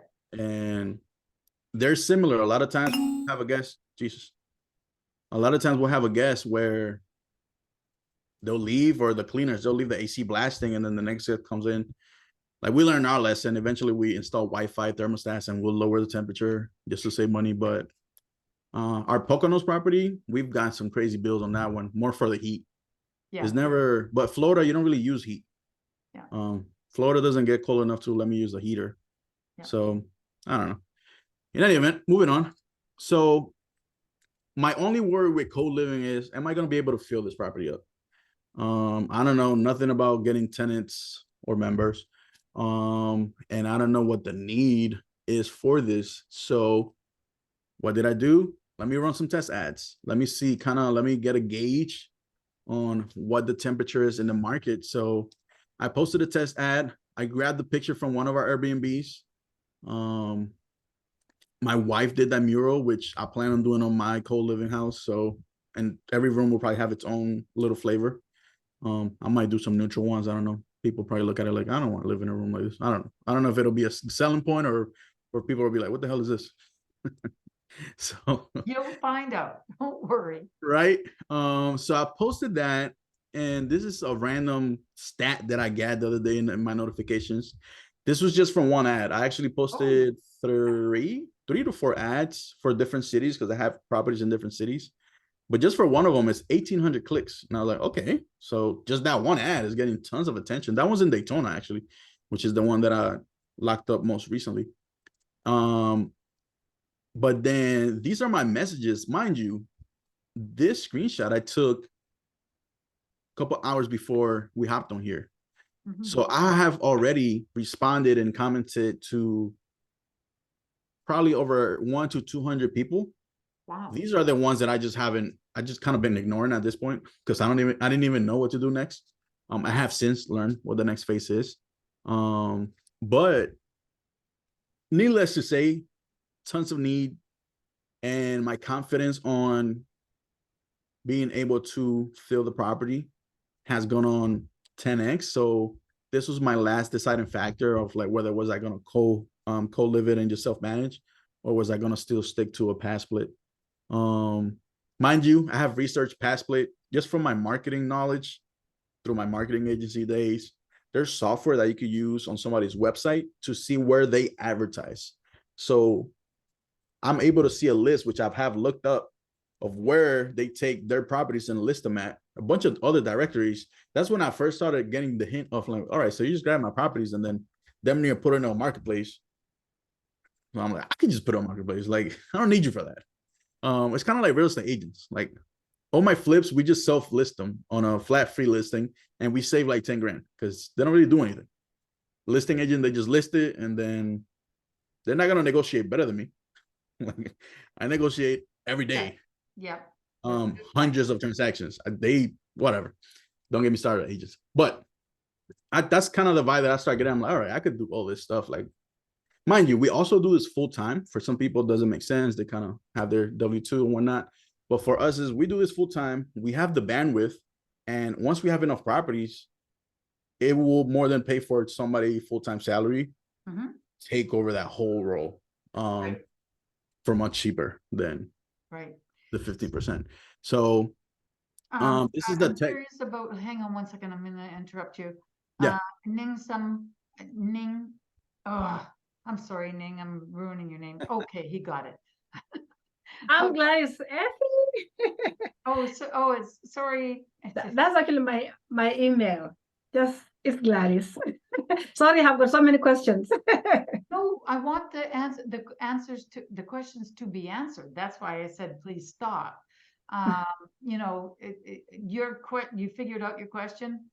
Yes, I think I didn't see it was 200 per week because his rooms were 850, so Right. 200 per week makes kind of, near to the 850 or. That's correct. Yeah. If he's you do charging- the math, Ning or Gladys, 200 per week times 52 weeks in a year divided by 12 Mhm. is actually 866. If you Yeah, charge it's by the actually- week, you it's can a make little bit more more. money Mhm. in a year. And So that's depending how why- you, Yeah, that's why if you want to pay off your mortgage faster, you should be paying it off by, every 2 weeks instead of each month, because you're paying more. So yeah, that's just math, but we don't think on it. We get lazy. We Yeah. think 12 months and 4 weeks are the same, but it's not. Those few days add up. yep. Thank you. So So, yeah, so this is the message that I've been sending everybody. It kind of trial and error. And how to vet people kind of on the front end. Some I picked up from Sam, some I just came up with myself, and I kind of made my own little checklist of what to send people. And then what I've been noticing is basically people either because most people their first message is this still available, which is like the standard marketplace response. And then at that I message them this, and then they usually, if you notice at the bottom on the right side, this is all one message. On the right side, it says, do you think we're a good fit? If so, please send me your full name and best phone number to reach you at, and I'll have someone from my team reach out to you ASAP. right. What I plan on doing next is Wait, I'm gonna wait, build a wait, chat bot. One more second. go ahead. Gladys, you know how you said you want him to expand it? I was not seeing the writing. So what he has done is he has done just that. He has scrolled down and taken the second screenshot. So those would be all in one list, but he's showing them to us in two, so we can see everything that he put up there. Yeah, 'cause I haven't been marketing on marketplace, so I'm trying to learn how to do that. Yeah. Oh, sorry, Jimmy, go ahead. Yeah, once you post Gladys, once you post a listing on marketplace, people will message you and it'll show on your messenger. And then this is just a message that I have already drafted in like my notes, my phone notes, and then I just copy it, or I'll copy it from a previous conversation, and then I just copy paste it. So literally I'll open those 83 conversations that are just sitting there, and then I'll just go into all of them. I'll read it, but 99% of the time it just says, is it still available? And I just paste it. If they have some kind of actual custom introduction or question, I will answer their question within my long message. I might put at the end, PS, the answer to the question. But yeah, this is the first message. So this kind of gave me the confidence. So I was like, all right, you could go co-live it and self-manage. But yeah, this is a little update once we started actually working on the. All right, so this is the garage room. It's gonna get framed out. This right here is gonna be the door, and then that's the egress door, and then obviously there's the door in the house, so that's your 2 points needed. This right here, we had to frame it that way to be able to turn this into a single door, and making the door for this room. Over here, you got the egress window and the egress door or private entrance. Added the mini split already. This door is gonna be sealed somehow. That door got removed completely, and if you notice, we already added the mini split on the other room. And here we then have another mini split. Added another mini split in this room. In this room, we already got this whole room, which is the big room in the back, got split in half. Walled up. This is gonna be the door to this room. We then created a hallway in here. Finding the door to this 2 rooms was like a little mental exercise, mental challenge, because that then has the room with this door. In a second, another mini split installed, and this room is looking good. And then this is the original living room. So when you walk in, so this wall was full bricked out. When you would go through the back, you could still see the door. Like they left the door there. You could literally open it and just see the back of like a panel. And I was like, okay, so that will be the door for this room. But now how do we get the door to the other room? And we almost thought about making a hole through the kitchen to make a door go into, because the kitchen is like to the right of this. Eventually I just got the epiphany. I'm like, why don't you just push it back and then make a little hallway? You don't got to break wall, because we were like literally like breaking our brains where to put this other door. because we couldn't put it on the other room where the original door is. That's a room. They can't go through somebody's room to go to their room. And then the garage, the way that the corner is, the block to go, it just didn't work. And then, am I gonna put it in the kitchen? So when somebody's in the kitchen, it's gonna be right there in front of their room. It was just weird. But eventually, I'm like, oh, just do a hallway. So I'm becoming quite the architect with this co-living stuff. This used to be walled off with that brick. We opened it up, and at first we were having trouble figuring out the door for that room because this used to be a door, so we just assumed automatically it's gonna be the door for that room. But eventually, I got the not so bright idea last minute of, hey, let's just create a hallway and then push this door a little bit back, and then we're gonna have that door there, little hallway. So that worked out smooth. This is then the new room in the living room area. This will be basically the dining, pretty big room, comfy room, biggest window, the door. Just walked in through it. Then this used to be the. This is what you were asking me about, Effie. So we open up the wall. We're gonna turn that into a door, and then I think I talk about it in here. Wall. This used to be sealed up, and then this was the master bathroom that we already opened up. Blocked off and turned a master bathroom into a regular, or a master bedroom into a regular room with a shared bathroom. So now everybody can access the bathroom. Pretty big, comfy. This is the master bedroom, super comfy. This is where the door used to be. Got blocked off, and that's like a little nook over there. We could probably put a nice little computer desk situation. Then this bedroom, it used to have a closet here, as you can see the separation, and you can kind of see where it was framed. But basically. So I guess the last fix and flipper added a big closet there for I don't know what reason, and it had turned the room into a tiny, basically unusable room. But then we looked behind the closet and we're like, well, this looks like just they added drywall. There were literally outlets in the closet. Like it was a bigger room before. I don't know why they did that, but basically the room was too small. If you would put a twin bed in there, there was barely any room to walk around. But now we open it back up into a normal size room, and it still has a closet in here. So they have closet storage, and now it's a regular nice room. And last but not least, this room was just a regular room. We didn't really do much here other than repair some holes in the wall. And then we're gonna be switching on some trim that got beat up by Doug that they used to have. And then there's another bathroom. So there's two. There's that one, and then there's the one that had the master bath. So the property got fixed and flipped recently, so everything's in great condition. Like this is tile already. New toilet, new vanity. We're really just remodeling little touches here, creating the rooms, adding the AC units. The outdoor AC unit got replaced. The indoor handler is from 2020, so it's new. And that's pretty much it. Other than that, I don't think I showed the kitchen. But this is the kitchen. Brand new appliances, brand new cabinets, brand new countertop, brand new fridge. When we needed the door for the other room, we were thinking about opening a hole here, but we thought that was gonna be awkward. So yeah, that's where we're gonna. We got out the idea of doing the little hallway. But that's pretty much it, man. There you have it. So how many bedrooms did you get out of it, or are you gonna get out of it? 8. Are you gonna put a second fridge in? A second fridge. I've heard that a couple times now. If I do, I could put it on where the brick wall is. Okay, That's gonna be basically common area, and I could just put it on the corner over there somewhere. And there's already an outlet there. We kind of thought about it already. I don't know if I will right away, but maybe once it's half full, then I'll go buy one and I'll that's put a it good in there. idea. That's a good idea. Wait until it's filled, but I think that Sam said for every 6 people, 1 fridge, right, guys? Yeah, I see Carrie nodding. Yeah, so that makes sense. So that was a week into closing. We closed in August, late August. So that was call it like the first week of September. And then this is maybe like 3 weeks in. Little update. So this used to be the garage. Can't really see it anymore. You still see the laundry though. Got the water heater and all that. Now we got a nice little hallway. We're gonna be adding some lighting in here. This is the room. Now you're good. So that's the room that got added in the garage. It still needs to get flooring done. And this corner right here that you're looking at, I did not like, so I had them redo it. They basically ended up pushing this little corner all the way out here, Okay, which on the other side, you'll see why I kind of did that, because it made that door entrance to the other side awkward. We're gonna change this wall a little bit because it made it awkward on the other side, but we have the room here done already. AC is blowing in here. We're gonna have a fan and a can light over here for lighting, and then I also didn't have to add a unit in here because I think there was already a duct that was there that was blocked off. So the guy just opened up the duct, and I don't know what he had to connect it or something, but basically the main unit is pushing air here.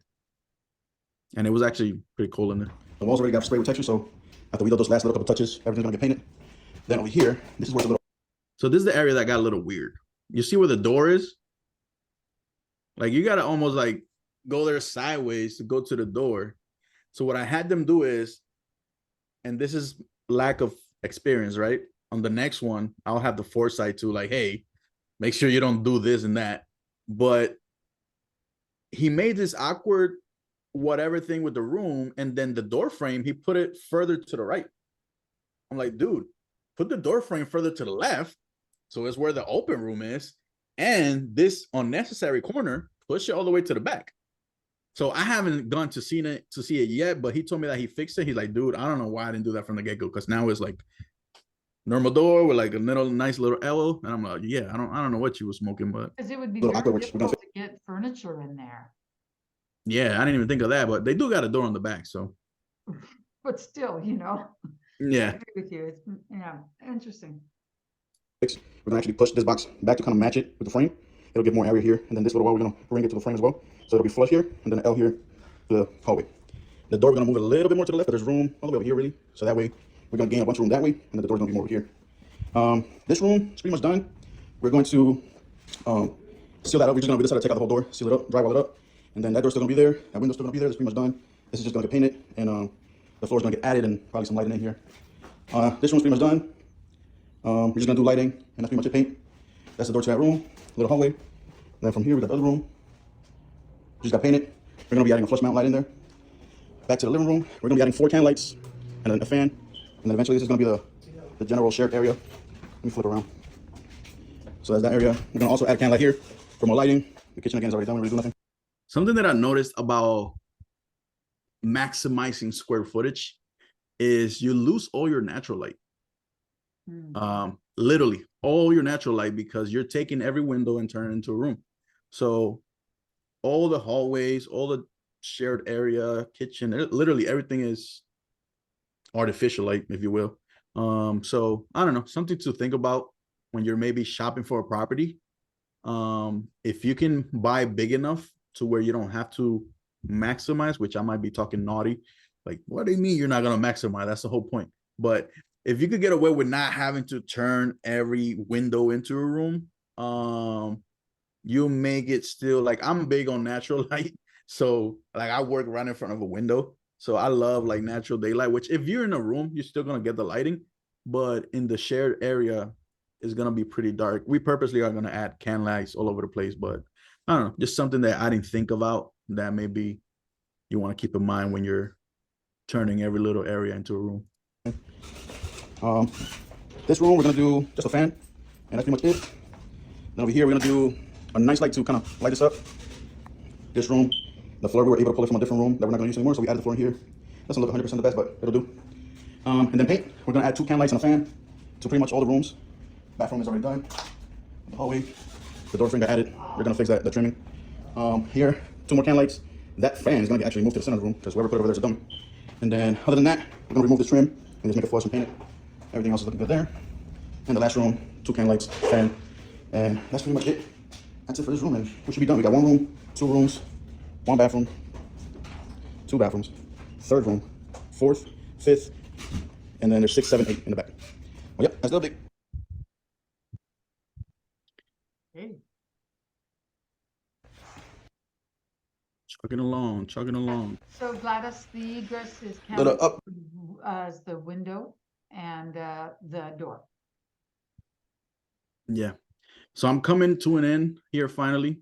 And I guess my last question is, how can we work together? Effie kind of mentioned it earlier. She beat me to the punch, but I already started my process with Melissa to get my investor passport. I don't know. I don't think they finalized the name on it yet, but I started my process already. I already paid her. She gave me a list of stuff. I already gave her everything she asked for. So I don't know what the timeline is on that, but it's underway, and we currently have 3 deals that need funding that we can partner on with private money lenders. If there's anybody in here.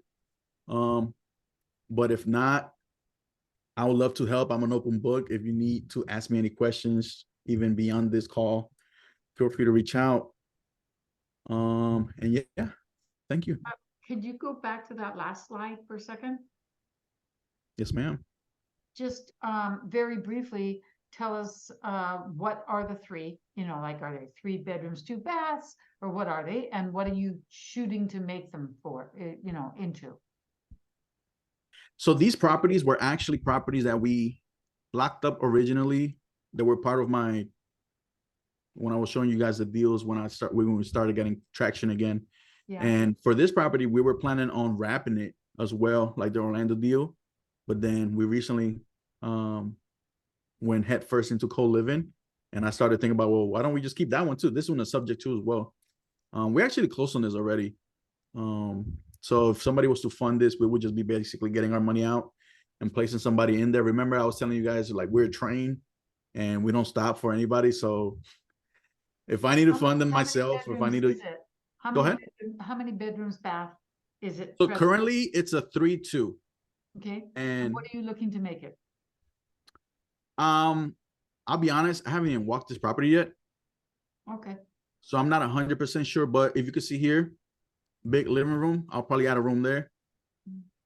And then there is another area, I think, by the kitchen that looked promising. This is the laundry room.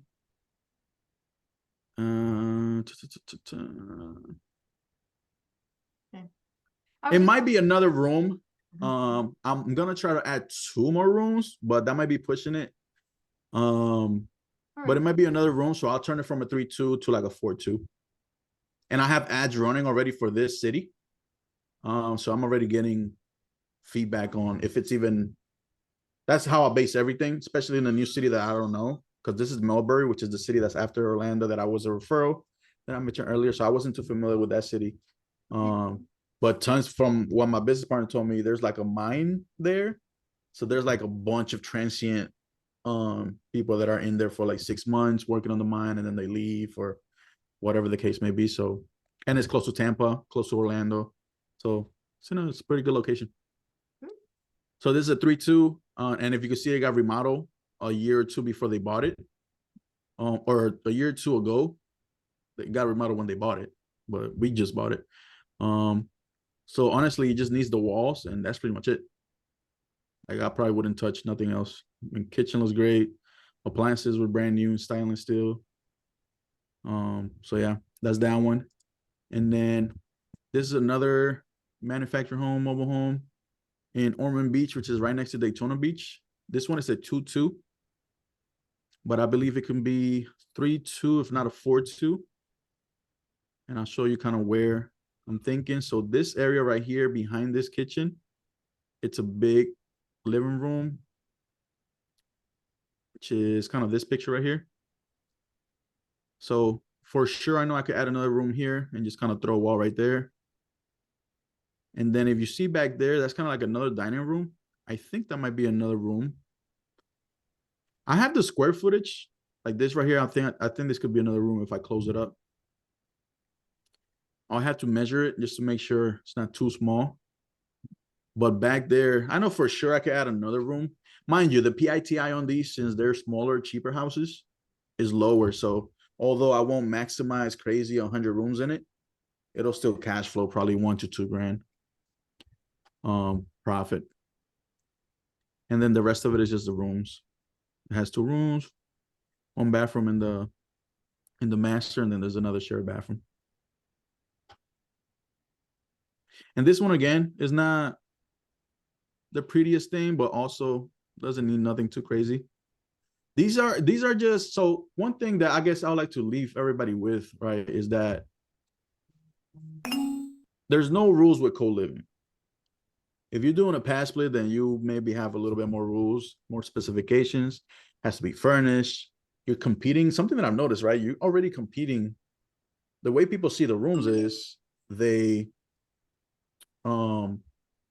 sign up for pad split and they go see every room.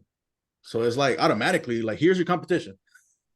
Where I'm noticing, right, people that don't know pad split is 6, which there's a lot of them, they might only see my room in marketplace in the area or whatever. So I don't know, something I found interesting there.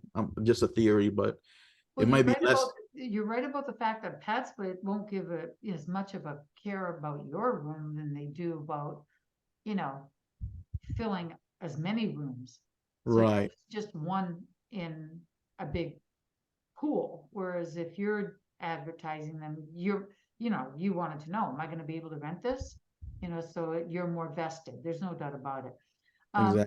I think we have just enough time for a couple questions, and then I think we need to bring it to a close. No worries. Kevin would like to know, what's the software that you were using for, having the models of the Oh, floor Polycam. Polycam? Do you mind? Poly, reading that? Poly. Okay, hold on. POLY. Cam as a camera. Is that .com or what? I'm not sure. Okay, Polycam is the app. that's So the- I downloaded it through the App Store. Okay, And you scan it with your phone. It's actually pretty cool. okay, cool. And I think that Gladys has a question. Mine is just a suggestion. The house that you said was near a mine. You say there's one that has got like this seasonal mining workers or something like that. Mm-hmm. I think that will do well. I'm I think- hoping. especially if you have got like construction. I mean, in this case, there are mining workers. Like I have done pretty well when, especially in a place which has got like, the Hispanic community help in construction. Mm. Co-living works very well. Mm. It works well. So the one which is near the mine, I think I would put it right there on co-living. It's gonna work. And Awesome. also, I'll Jimmy, throw some bandit signs up. bandit sign. Yeah, You could. because a lot of those people do not want permanent housing, because especially Yeah. they're going and coming. So, I think it can work very well in such an environment. Yeah. Marina, Can you hear me? yes. Okay. Hi. Really? This honestly couldn't have come at a more perfect time for me. I recently flipped a house. I live in Missouri, so it's a well-known city right outside of Kansas City, Lee Summit. It's been on the market for almost 20 days, and the biggest issue I'm having with it is that the feedback that I'm getting is the layout of the property is really weird. So, and I saw Effie's post earlier, and she's like, the weirder, the better. Oh, yeah. So you walk in, there's the kitchen, the dining room, the living room, and then there's a hallway going down. There's 2 bedrooms on each floor. So there's 2 bedrooms, a bathroom. You go upstairs, 2 bedrooms, a bathroom. Mm. And then you go to the basement. It's a finished basement, 2 bedrooms, 1 bathroom. Oh, yeah. So And dirty. I was like, I was like thinking maybe this could work. If it doesn't sell, I would prefer to keep it. I just rehabbed it. It's in good condition. It doesn't need any work. So if I can figure out a way to keep it, I would totally do that. So my question is, how are you figuring out the rents for the rooms with the potential rents? There's a couple of different ways that Okay. Sam has suggested, and one of them is to charge 75% of a 1-bedroom apartment. You can't go any higher than that, because then they're like, well, why don't I just get my own apartment? And then the other thing is to do what Jimmy did. Place an ad in Marketplace and choose, a price that you think is what you'd like to get. Mhm. In other words, don't go cheap about it. Go on the more expensive side about it, like what would you wish to get, and see what kind of response you get. So you have to place a picture. So, you might get a picture of the actual room, of one of the actual rooms. That would probably be best if you have access. Or, it's a little bit misleading to put any picture, but put something that's comparable to what you have. And if you get no responses, then try it with a slightly different picture, a little lower. Until put And does the pictures picture up. have to be furnished? No. only if the room is going to be furnished. If you're going to have it furnished, you can. But we're learning from, okay, so a number of us, who else is in Sam's group besides me? Carrie, are you in the group, or did you do just the 5-day challenge? Yes, I'm in the group. I'm in the co-living master. Okay, great. So anybody else? Okay, so there are a couple of us who are learning from a gentleman. He's the only one I've found that has, 14 years experience. So how Jimmy was saying he's going to tell the, contractors next time, don't do this, don't do that. Well, he's already kind of learned those things because you learn through experience. And he has said that if you rent the rooms unfurnished and people bring their own furniture, it makes it feel a few things happen. It makes them feel a little bit more like a home, and they don't move out as quickly. Just Oh, think okay. about it. Where do people move out the fastest? In a hotel. You know, like they come in, they go out. Why? Because they don't need anything other than the clothes. So if you want to, that's why I think Jimmy's putting some furnished and some unfurnished. Is that right, Jimmy? I plan to do it how Sam does it, which is you walk the person and you offer them the option. Hey, do you want to furnish or not? This is the price unfurnished, and this is the price furnished, kind of your choice. But like Effie said, some people will want to furnish, some people don't want to furnish. Yep. And for the ad purpose, I have listed both like the Airbnb style pictures that I showed. And I also took one of the pictures of the mobile home, which is just a bare room. And I've gotten about equal response. So Interesting. So you're playing with the market. You're playing with to see what it is. And when they respond, you respond like Jimmy has. But you know, depending how ready you are to actually start renting them, you know, you can talk about them seriously, you know, like get into what they're looking for. You want to discuss that this is co-living, so they're not surprised. Oh, I thought I got the whole house. No, you don't. But you can also say that that particular room has now been filled, but we're creating a waiting list because we have a couple of other rooms that are going to come up if you're not quite ready right now to go. Does that make sense? Yes. And That is smart. in regards to offering the furniture, you don't have to go and buy the furniture if you don't wish. There are, now I don't know exactly where you are, and I haven't looked into this myself, so I'd have to actually try to get some resource for you, which I probably could do. There are companies that rent furniture. So there's two options. You can buy the furniture yourself, but then if you buy it, you have to store it. So if the next person doesn't want it, or you can get a company that deals with renting furniture. And let's say you show them, okay, you can choose any one of these things. And they normally would charge, let's say, $60 a month. And you just add an extra 15 or 20. So from you, they're gonna, you know, you're gonna be the middleman. So there's numbers of ways of doing it so that you can keep the cost down. And then of course there's estate sales and thrift stores, and you know, you can get some, depending where you live, you can get furniture. no. But then, you know, you have to keep the furniture. Mm-hmm. And if they bring their own, they're more likely to stay for a longer period of time. And in that case, you don't want to rent. If you're trying to get them to stay for a year, then you're offering 1 year lease, and it costs you $800 a month. Now, if you want a 6-month lease, I'll give it to you, but it's going to cost you $870 a month. And if you only want to do it for 3 months, that's the lowest I go. It'll cost you $900 a month. You understand? Yep. So it depends, because in that case, you're charging by the month. Jimmy's willing to make the extra money up by charging them by the week, which means that, you know, he's not going to say, you know, if you stay for 52 weeks, it's going to be this much. And, you know, it's a little hard to do when you're offering it by the week. You know, that's the You advantage. just charge every 4 weeks. Okay. All right. You know what? $800 every 4 weeks. And people don't know the math. Yeah. And here's the thing, Karina. I'm delighted that you are here. If we are able to help anyone, I know we're all interested in it. So, you know, we're here because we're interested.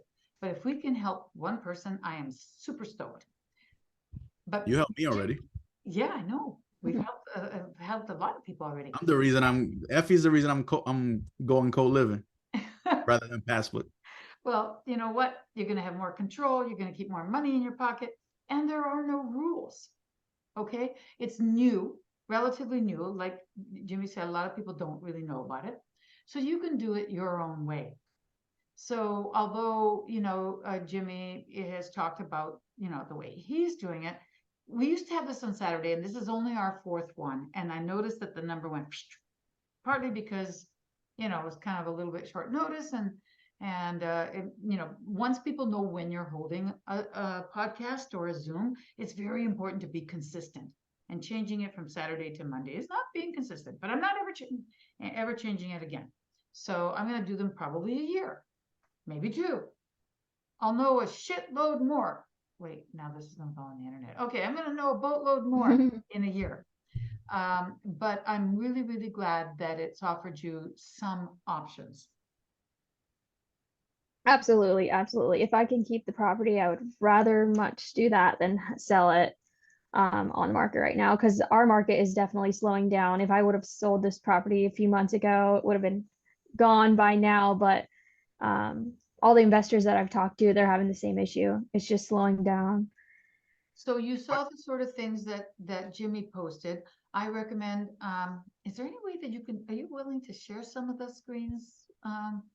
You've got your phone number on there. Jimmy's really approachable. Juan, not so much. Notice that Juan didn't put his phone number up there, and now he's smiling. Now he's smiling because he sees a pretty lady. But I'm just teasing you, Juan. But is it Right okay, Jimmy, for them to reach out to you? Because I think Jimmy will share some of that information. Yeah, that he I'm gonna share included. my phone number as well. You guys can always reach out to me as well. Okay. Yeah, absolutely. I would love to go over the details with somebody that's doing it. So yeah, I could feel more confident in making that decision.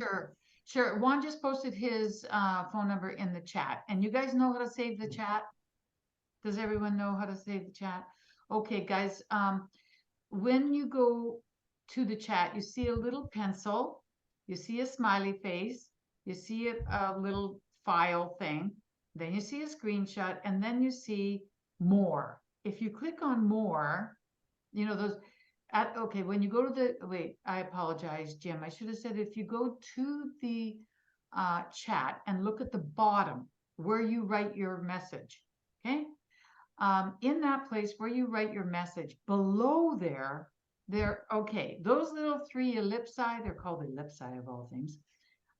If you click on them, it brings up a little menu and it says save chat. If you click on save chat, it will save, but there's a little trick. See how it goes green? It says chat saved. If you're only doing it for the first time, you might want to click on where is it? Show me the folder, because I know I searched forever for the first 2 or 3 times, but now I know where to go. So it saves it in a particular folder, and then anything that you that is in the chat is in that folder. Now the Zoom is going, what's going to happen now is this Zoom is going to, we're going to end it, and it will buffer, meaning that it's going to take its full form. And then, and that takes a while, it takes maybe 45 minutes, an hour. This one's a little long, so let's say 2 hours. I don't care. It takes a while. Then I have to upload it to YouTube. So that takes another buffering of another hour. But by tomorrow, for sure, this will be up.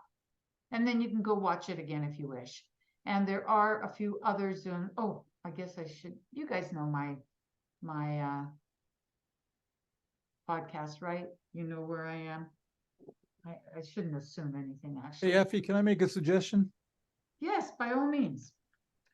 Download the chat yourself and then attach that chat to your podcast, if you can figure out a way to do that.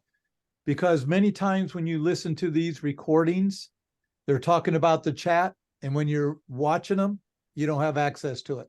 That's true. I don't know how to do it, but I'll try. Yeah, I can, there's a way you can possibly do that. It may be a little extra, but I can share with you some concept. I suggested that to Jake and Carly, and apparently they're trying to implement that to all the Zooms. Cool. Yeah, it's interesting though, like YouTube doesn't like Zoom, doesn't want you to use Zoom. So they make it more difficult. Whereas StreamYard, I do my podcast on StreamYard. And if you guys want to learn about credit, that's already up. You'd be amazed at how much easier it is. I mean, it's just streaming live. And then I just have to go get a little thumbnail, put it on. So that one has already been up. It's very easy. This one's time consuming. But what I like about this one is that we can have this kind of discussion. You know, we can see each other and, you know, it's more interactive. In StreamYard, I can bring a few people back up on stage, but I can only do like 6, I think, or 8 max. Karina, did you drop your email in here? If you drop your email, I'll add you to the list, the email list. I'm emailing it out as well as trying to post. But I know that if you're not looking at the, you know, wherever it is, are you in sub 2, Karina? Yes, I am. Awesome. But if you weren't in sub 2, because we have some people that aren't, or if you weren't looking at the screen at the time that it scrolls, you miss it. So I'll take your email, add you to the list, and emailing also. Okay? Okay, perfect. Thank you. Any other questions? Okay, so guys, I am always looking for more people to present. And if you're at a point where you feel like you have something to say, and it could be as much as I went and looked at these 4 properties. Look at these properties. You know, I think 3 of them are okay, but 1 sucks. I don't know. What do you guys think? And we all look at them. That's good. Or if you have started the process. Now, Carrie and I are both in that mentorship, so we're kind of serious. It's just, I mean, I shouldn't say that you're not serious. You are serious. There's so much to learn, and that's great. It's about learning. But I anticipate one day I will also be finally presenting my own. But in the meantime, I'm delighted to be able to just spread the word. You know what? There's section 8, which is serving a really good purpose. And that's something else that you can do, Karina. If they have section 8 there, you know, you can, you know, let them know that you want to do section 8, you want to do it by the room, and find out about that. It can work for you. There's short-term, long-term, Airbnb, month, you know, the Burr method. There's a lot of different things, guys. And co-living is one of them. So let's make it wide. All right. I think that's everything I've got. Anybody else?